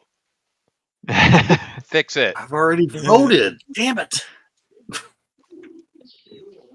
Rosa, did you vote? I'd move those two to the bottom. Oh, you did. Oh, that's good. Hey. That's good. That's the way to do it. That's the way to do it. But I'll give it another minute here. So we're doing Beetlejuice next week. I don't know. The first movie was fun. I mean, it's a popcorn flick. I love the first movie. Yeah, it's fun. I've heard good things about the new one already. Yeah, me too. Yeah, it's got Winona Ryder in it, who is easily the best woman in Hollywood. Wow, because she's so pretty, amazing, and I love Winona Ryder. You are obsessed. Did you see Alien Resurrection? She played Lieutenant Call, and she was beautiful and amazing. She was. Did you call it Alien? She is directly responsible for the death of River Phoenix. Just remember that. What's that? What happened to River Phoenix? Well, she was dating him, and then she decided, no, I want to fuck other guys. He got all depressed, and Johnny was all jealous. And of course, the rumor is that Johnny spiked his drugs and killed him. Johnny Depp killed him. But that's the rumor.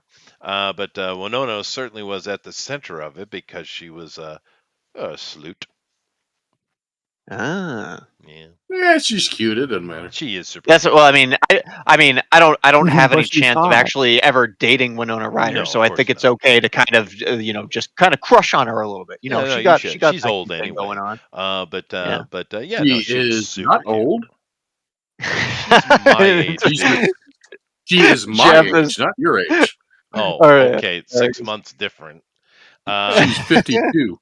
Okay. But yeah, no, I mean, she was super cute back in the day. Yeah.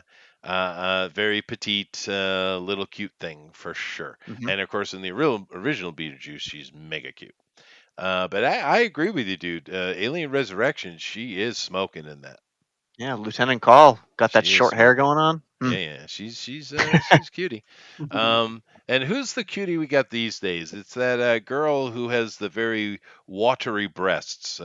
She's blonde, I guess. Oh yeah. What's her name? I can't remember. Watery from my brain. Yeah, I don't know. She's literally famous. Like a toiga at all. What was she in? She was in that Madam Web thing. Oh, I don't know. I can't remember. She's the new hottie. She's the new Hollywood hottie, and she's a cute girl. I don't follow these things. And she does have slightly larger breasts, but most Hollywood girls have no breasts at all. But yeah, she's very watery though. Does that mean saggy? I don't know what that means. It means there's no tauntness to her breasts, Oh, okay. even though she's very young.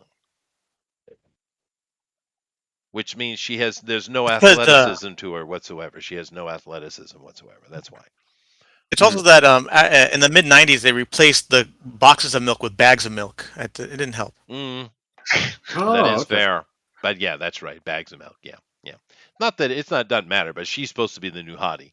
But there's not a lot of them. A lot of these new girls aren't particularly attractive. She is cute though. No. This one.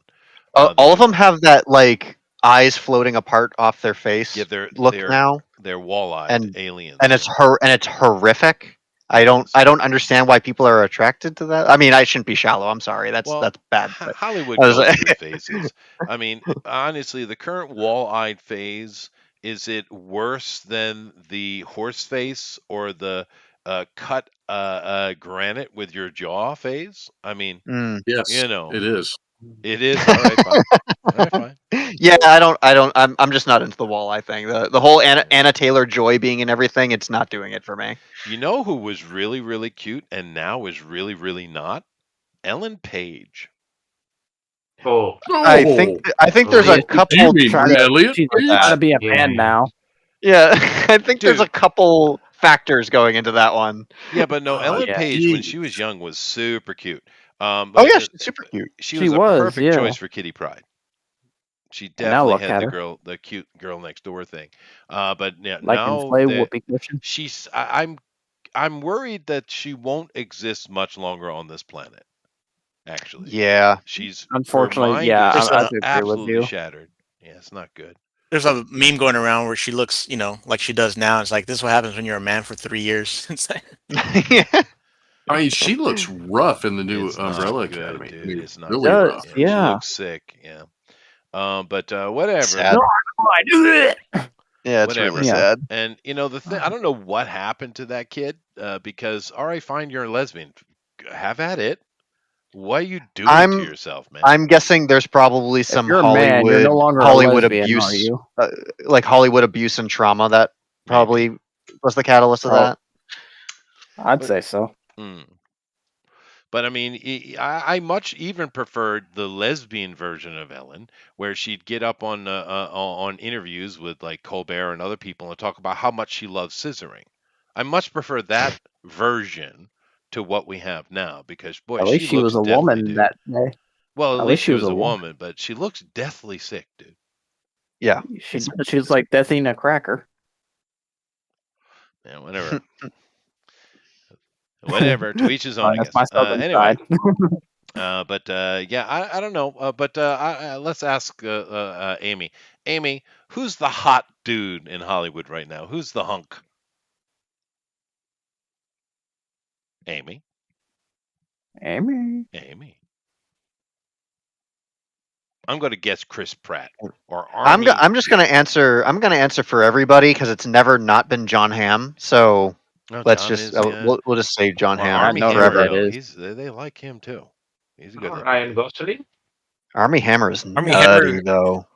Ooh. nutty and a cannibal. So he's Yeah, not yeah, the like running- the whole cocaine thing that turned him into a cannibal. That was a bad look. Yeah, pretty bad look. But I'm just saying he is. What about Glenn Hello. Powell? Glenn Uh, Powell is be right back. in anywhere these days. I don't know who. Glenn Greg Powell. Brady? What? Glenn Powell. I have no The- idea who that is. Did I lose the Amy? I wanted her insight. Amy, you there? Guess not. But anyway, Andrews pull ahead by a point. She's speaking, but I don't hear her. maybe she's Huh? muted or something. What? Maybe. Sorry. Hello? Hi, Oh, Amy. hello. We had a good question day. for you. We were pontificating on the various states of beauty from man's point of view, and we were kind of curious. Who's the ultra hunk in Hollywood right now, from your point of view, being a woman? Oh, I don't really watch many movies, so I don't know Who's current? who's current. Sorry. Well, then tell me who Maybe the hunk is. Disney Marvel. No, I want Honey's opinion. Honey, who's the hunk? Who's the hunk? Okay.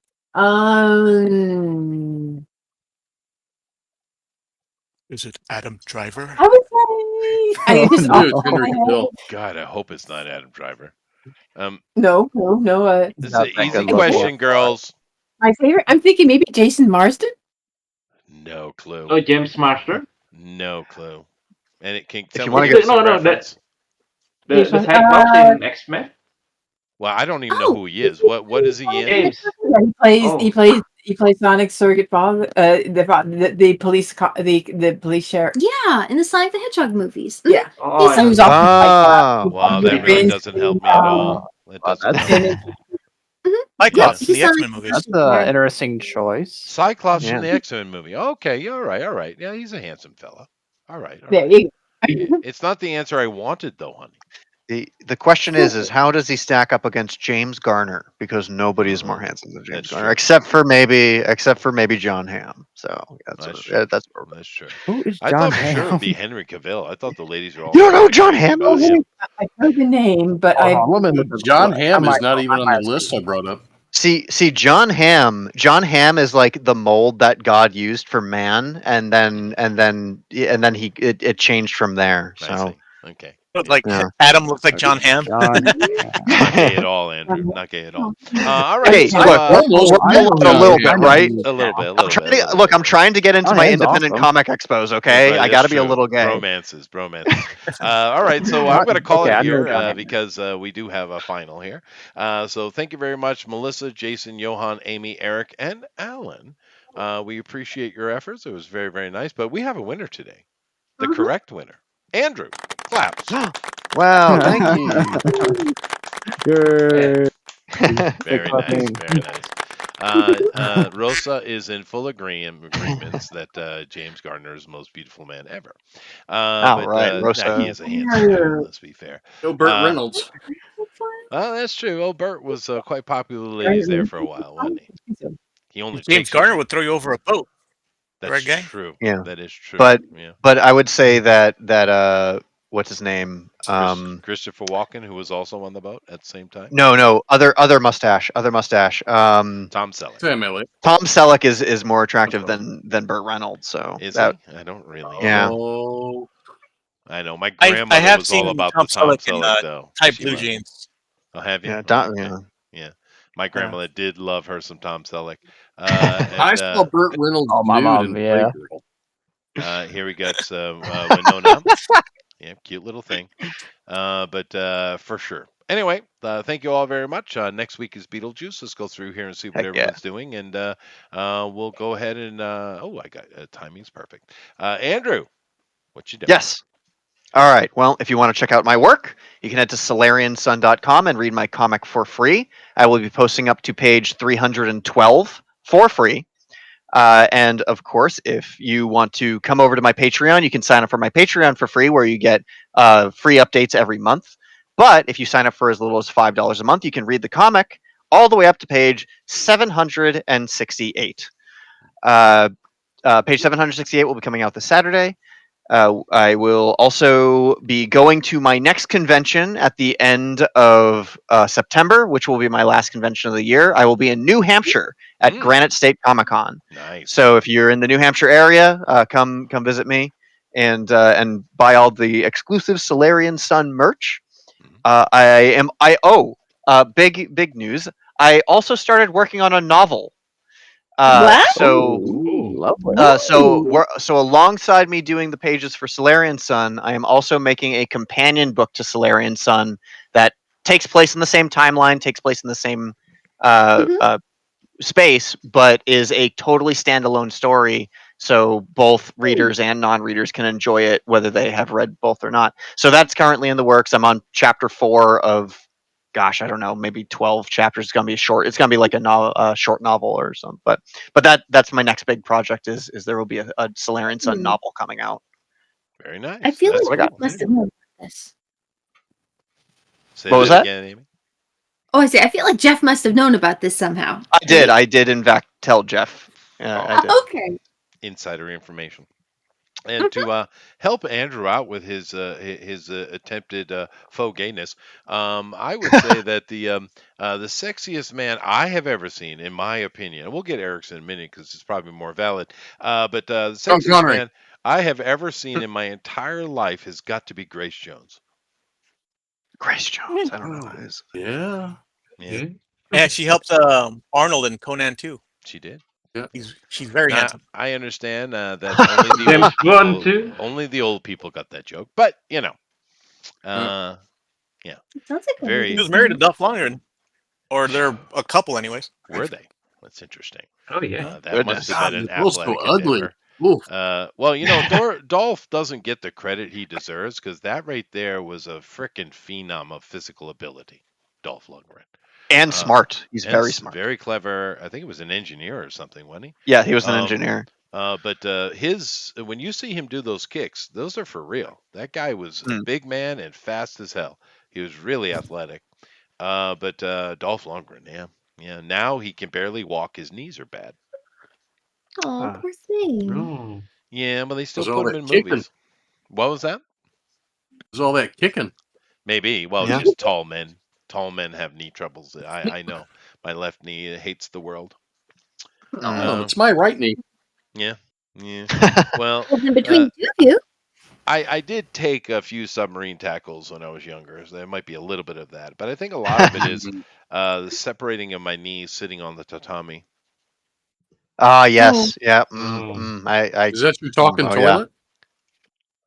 No, we're talking Japanese culture. Oh, okay. It's Anyway, like thank you carpet. very much, Andrew. Yeah, thank Amy, you. honey, go ahead. Nice to hear you. By the way, honey, we know you were busy with Oh. something. It's nice to hear y'all too. But days like that is what lead us to the big unveiling that they just Oh gosh. Oh, I'll throw a party then, let me tell you. So do we manage to save it mostly? Yeah. Okay. Yes. I think we know what Hooray. happened. We're going to take care of Hooray. All right. Yes, you need backups. Mhm. Yes. Yeah. Yes, Once in a while, you need to get some help in there. So it's good to have some people to lean on. Mm. So thanks for cheering us on, guys. It really means a lot. Thanks to for have being our friends. You emotional know that? support. I just really appreciate you guys. Absolutely. We're not, in this all kind of like in a little box by ourselves, so that means a bunch. There's something kind of different we're doing. If you like Sonic Boom or some silly comic books, and you like hearing them read in silly voices, there's a channel called the Geeky Puppet Show, and we sometimes read some of those books. Like we're doing some Scooby-Doo comics and some Sonic the Hedgehog comics. So that's Justice kind League. of fun. Yeah, Yeah, some stuff like Justice that. League and some stuff like that. So that's Isn't been there fun. another channel you're on too? Oh, yeah, that's right. We do these comic rankings. Yeah, comic rankings. Yeah. Yeah, on I love comics. Yeah. So they come up with different comic book covers, and they come up with like a theme, and they're like, "Hey, do you think this is an exciting cover? Do you think it's a cool art style? Do you think it hits the theme all right?" And Yeah, it like just 1 to 10, like from Mhm. awful to super awesome. And what do you think about cool. it? Yeah, it's it is. It's a lot of fun. And you can vote you can either be on the panel or you can vote in the chat if you just want to stop by and suggest, and they also take suggestions for other kinds of covers to do. Like we've done like some Superman books from different ages, and like I think they did some Hulk, but sometimes we'll pick a theme like covers that feature like rain or superhero books that don't have the hero on it. So, and just come up with different kinds of themes for covers to put on there, and it's a lot of Cool. fun. awesome. So those are both fun. If you want to try those out, they're always. I like the interaction because a lot of them are live stream. Well, the comic covers are live stream. The readings sometimes are live streamed and sometimes pre-recorded, but they're always fun. So And I Love Comics also has auctions, live auctions, like comic books from all kinds, like from the Silver Age forward to modern, things like that. yeah, Oh, that's so cool. That is cool. Getting nice little fun. bundles is always fun. I used to love to do that when I was in America. Just go because the store I used to go to in Hawaii, they would just because there's tons of old stuff, and they would just randomly pick stuff up and put them into one of the big bag packers. I think it was like 5. It's one of the ones that can hold many comics at once. And they would just kind of randomly pick stuff, throw them in, and there was like just a big bin full of these 5 comic bundles, and I used to pick them up every now and then because you can't see what's below the first one, right? Right. I mean, that's cool. I found a comic book store where we are. They do some things kind of like that, and I picked one up, and it was all Lois Lane comics. Yeah. And Wow. those are so funny. They have some wild covers on those. Like, oh my gosh, Lois, you can maybe need to prioritize some of your life choices here. But the Yes. art was always really cool. That, Lois Lane was a bit suicidal. That is true.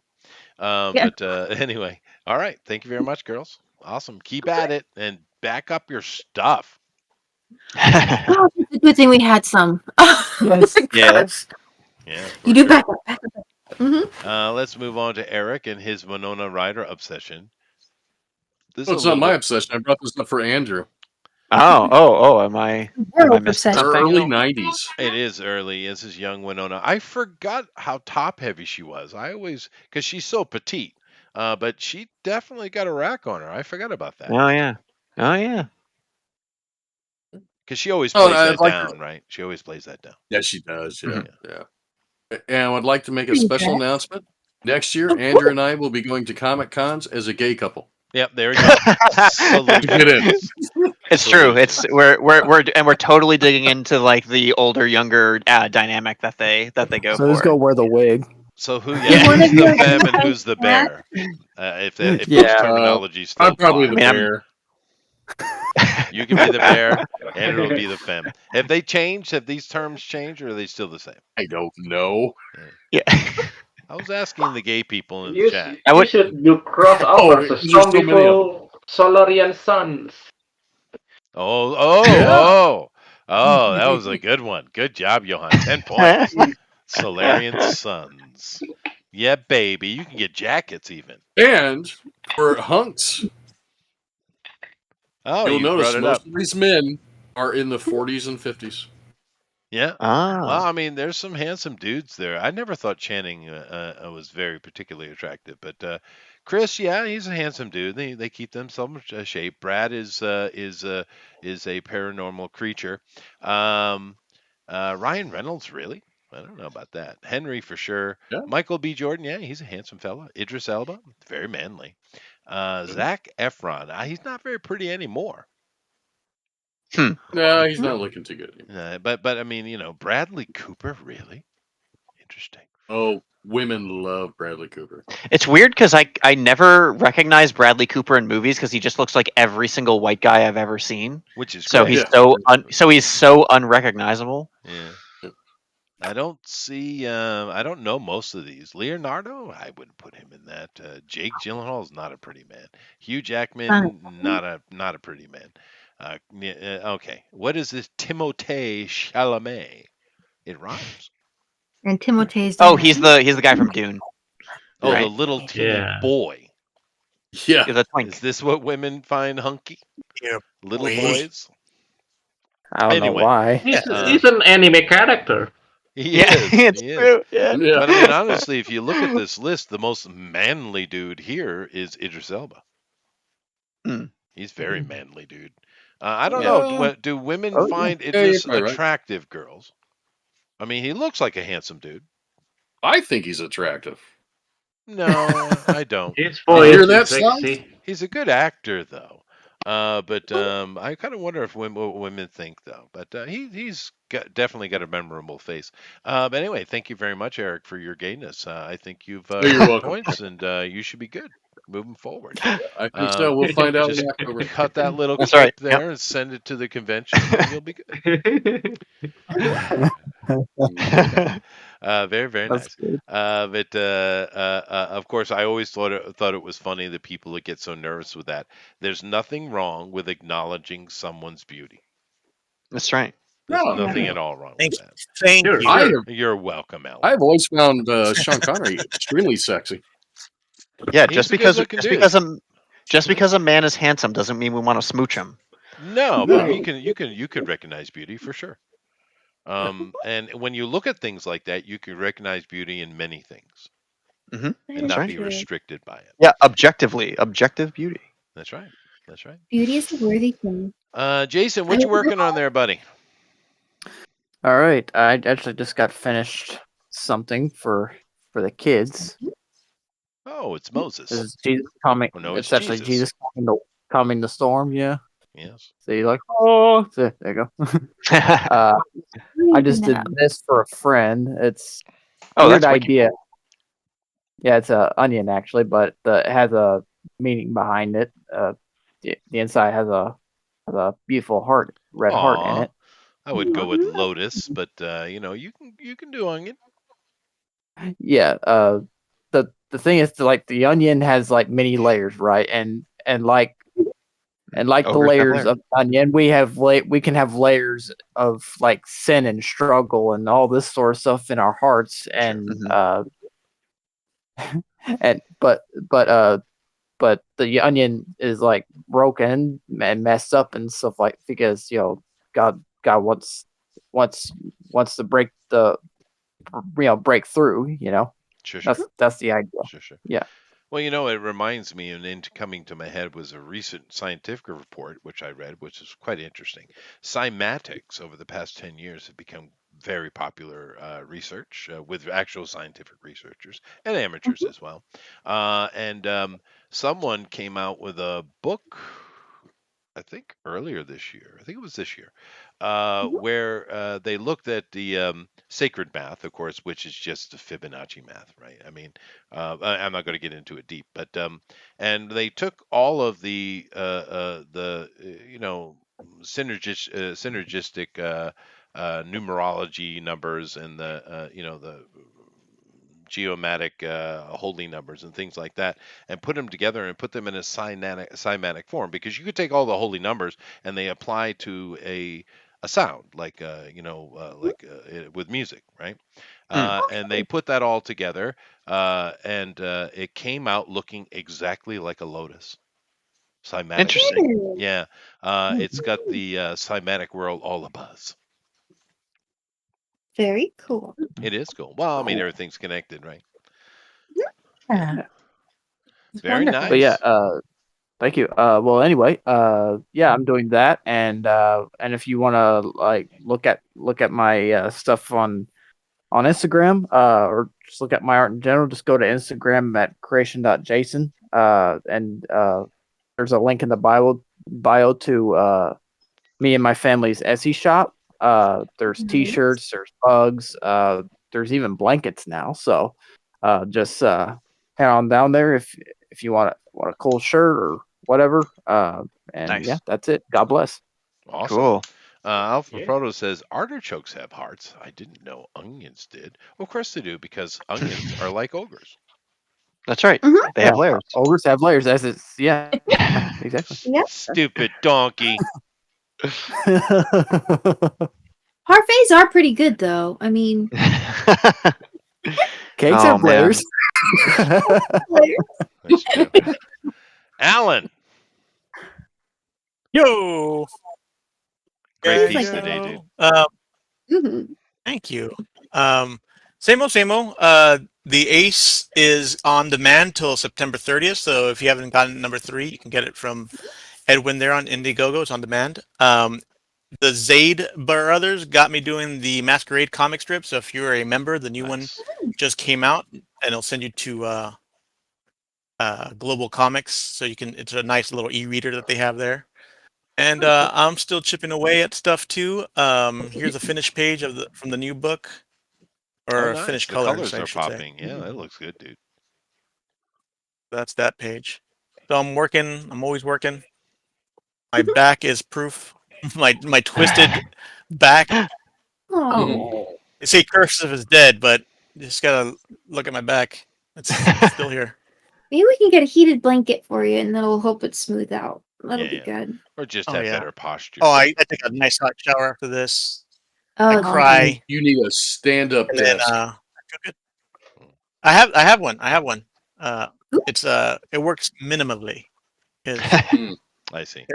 Well, you wouldn't do like well. like the damage has been done. That's fair. Yeah. You wouldn't do well in my You know what I mean? classes. I am a stickler for posture in my classes. I wonder if it's I possible look to like draw. a pretzel when I'm drawing. Yeah. I mean, Maybe. I Maybe guess. if the paper or your tab was like on a wall. I guess. How would you keep the paper in front of your nose? I have no I idea. draw with my mouth. I just know in Could my work. class, if you don't have good posture, erasers come flying your way. Like the chalkboard kind or the little Yeah, rubber No, ones? chalkboard kind. Yeah. You know, That's better. the stand-up desk has helped because it's adjustable. Mhm. So when I do sit down, my posture is better now because Oh, good. of the stand-up desk. 'Cause I do it so where I'm standing or I'm sitting straight up.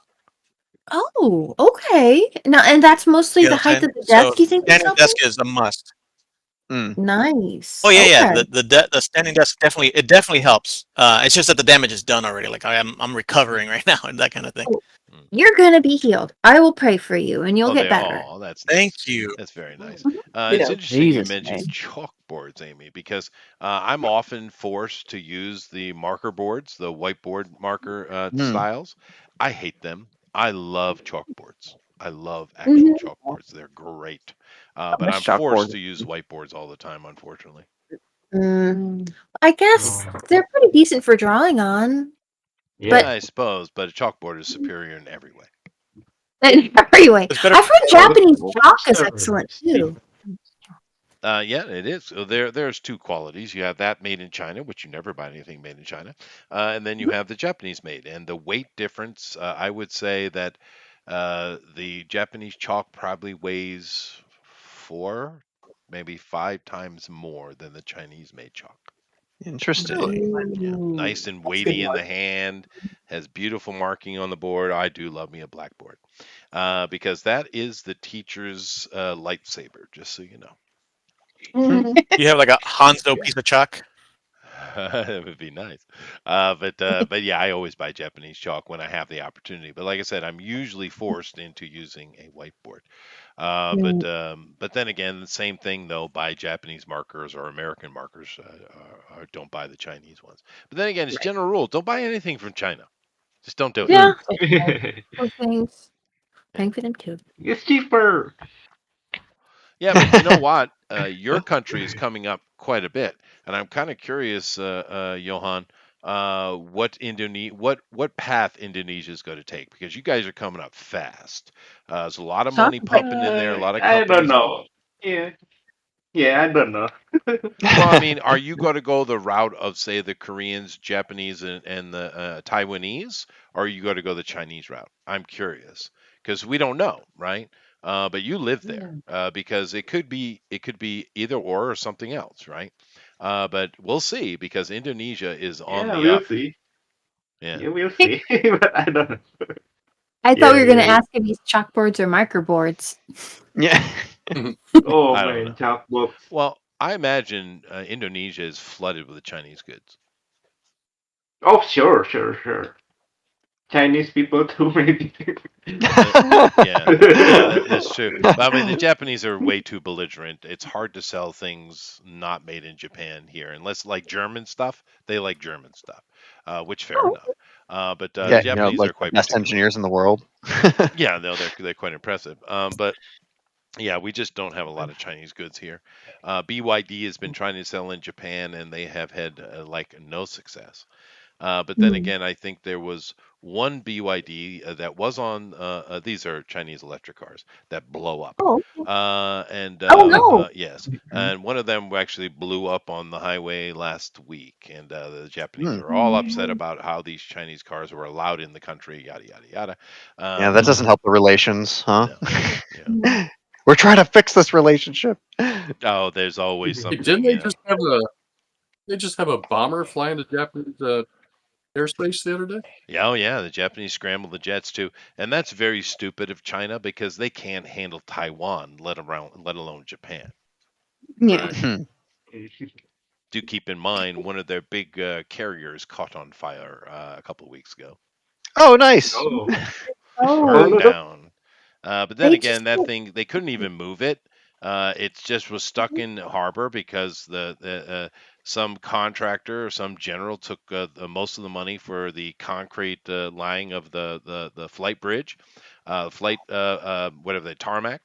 But of course, he took the money for it, and they just put in cheap concrete with no rebar. So basically, the thing is cracked in half, sitting in harbor, can't even move anyway. That's China. Very, I very mean, Oh my cool. well, god. we should be happy they can't organize themselves and they're all corrupt because if they Yeah, weren't, yeah, there would be a problem. yeah. They'd actually be a threat. They would be a threat. Yeah, they would be. But what are you showing us here, Johan? Looks good, by the way. Oh yeah, it's actually my comic, my steampunk comic. I'm doing the English version of it. It's called Oh, Casca the Mechanic. Yeah, Oh, it's cool. actually in. I made it in US format, so it's Sure. going to be 9 magazines. But in US version, we are going to make it just 3 volumes. This is So a it's you three. cool. created a triptych. Very nice.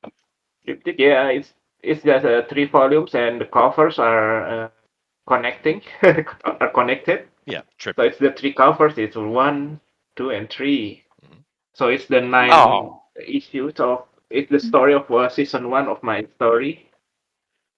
Yeah, it's cool. Yaka the Mechanic. Yeah, thank you. And I wish it's going to be finished in later this year. I'm going to the Singapore convention later this year. So yeah, I'm still. I hope it's going to print it on time. Are Yeah. we going to be able to get that at some point? Yeah, I wish to. I hope so. Okay, nice. Because Um, that'd yeah, be sick to get. yeah. Oh yeah. I think the Americans and the Europeans also in my mind too. But our publishers are still aiming for the Asian market. Hmm. But I think it has potential in Europe and US too. Cool. Yeah, Mhm. yeah. You know, Thank you. looking at your panoramic comic covers here, it reminds me. My daughter, when I first read The Hobbit to my kids, my daughter fell in love with it. And Oh. another thing she really loved that I read to them was the Harry Potter stuff. And I have kind of the standard version in my library, but she bought her own. And I Mhm. was looking at it when I was visiting her last year or something like that over her house because she has a Uh-huh. bookshelf. And the Harry Potter one she bought, and the Lord of the Rings. It's got Hobbit, it's got the trilogy, it's got Silmarillion, and the appendices. But both of them are the type that the bookend, the one you see on the bookshelf, have a unified picture on each book, Oh, right? okay. And the Harry Potter one had the three kids together, and the Lord of the Rings had Gandalf against the Balrog. Mm. And it's pretty cool, yeah. You know what I mean? Where on the bookend they'll have a little piece of the picture, and if you put them together, you can see the whole picture. Yeah, Yeah, yeah. actually, the Indonesian version of Dragon Ball Z Uh-huh. was also like that. Yeah, no, I saw the Yeah, Akira one collection was like that too, a long time ago. yeah, But yeah, it's neat. I like that thing. Usually you can buy multiple versions of books, right? But she Right. bought the ones that had that, and it looks great on the shelf. Actually, a lot of the yes. kids' manga in the other room, they have like bookcases with complete collections of manga, the colored versions that come out later. Many of them do that as Mm. well. I don't know what you call that. Is there an artistic term for this? Oh, I Colorization. don't know.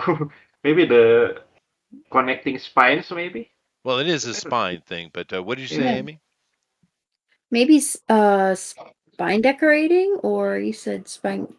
Although it's color. Oh, you said coloring. I said maybe like spine decorating or something like that. Yeah, I don't know. Hmm. There's probably a term for it. It's pretty cool though. I Yes. do Yeah. like it. I do love these kind of triptychy things that you can do. They're neat. All right, thank you very much, Johan, and it's very cool. Let us know when it's available, dude. Yeah. Thanks. Of All right, course. let me And I'm see. going to. I'm also working on the RPG book, which Bonsart is doing. It will be in Kickstarter later this year too. I think. Yeah. Very good. Wait. Yeah. Keep That's working. it. Keep Yes. working. I Thank you. think the two busiest ones here. Well, you're all busy though, aren't you? You're doing stuff. Alan's busy. For sure, the girls are busy with their stuff. Andrew's busy. Of course, Eric is doing his stuff. Everybody, and Jeff is doing books. Jason's got his stuff. Oh, it's nice. Everyone's Right. busy. Yeah. It is Yeah. nice. That's good. Yeah. I'm busy, but I'll, it's in a I'll be non-creative way. I think our D&D game is a great story. I'll be right back. Yeah, it is fun. It is a good story that's coming along with that. That's for sure. Yeah. But that's a little bit different because that is dynamic storytelling, right? It's a dynamic narrative. Your involvement changes the story whether you know it or not, right? You are Pretty well. your actions are the motivation for where the story goes. Now, with this particular arc we're in, we're kind of locked in, I guess. But yeah, it is a little bit different type of narrative storytelling. Yeah. But it is cool. And certainly when you're doing game development, you try to figure out ways to have kind of dynamic narrative in a story. Mhm. I mean, it can vary more from game to game, but in a lot of games it is a consideration. Like, okay, how do I give this story and this world some room to breathe Mhm. and yet still let it accomplish what it is it's set out to do? Yeah. So, Yeah. Well, that's the art of it. Speaking of writers, Jeff, take us out. Yes. Namaste. Well, nothing and about your back book or nothing like that. Nah. All right. Well, namaste, everybody. Stay safe. Have yourself a good weekend, and we'll see you next week for Beetlejuice. that's right. Deal. Yeah. All right. All right. Bye. God bless Awesome. y'all. Goodbye. Later, Good night. everybody. Bye. Bye. Later. Goodbye now. Goodbye.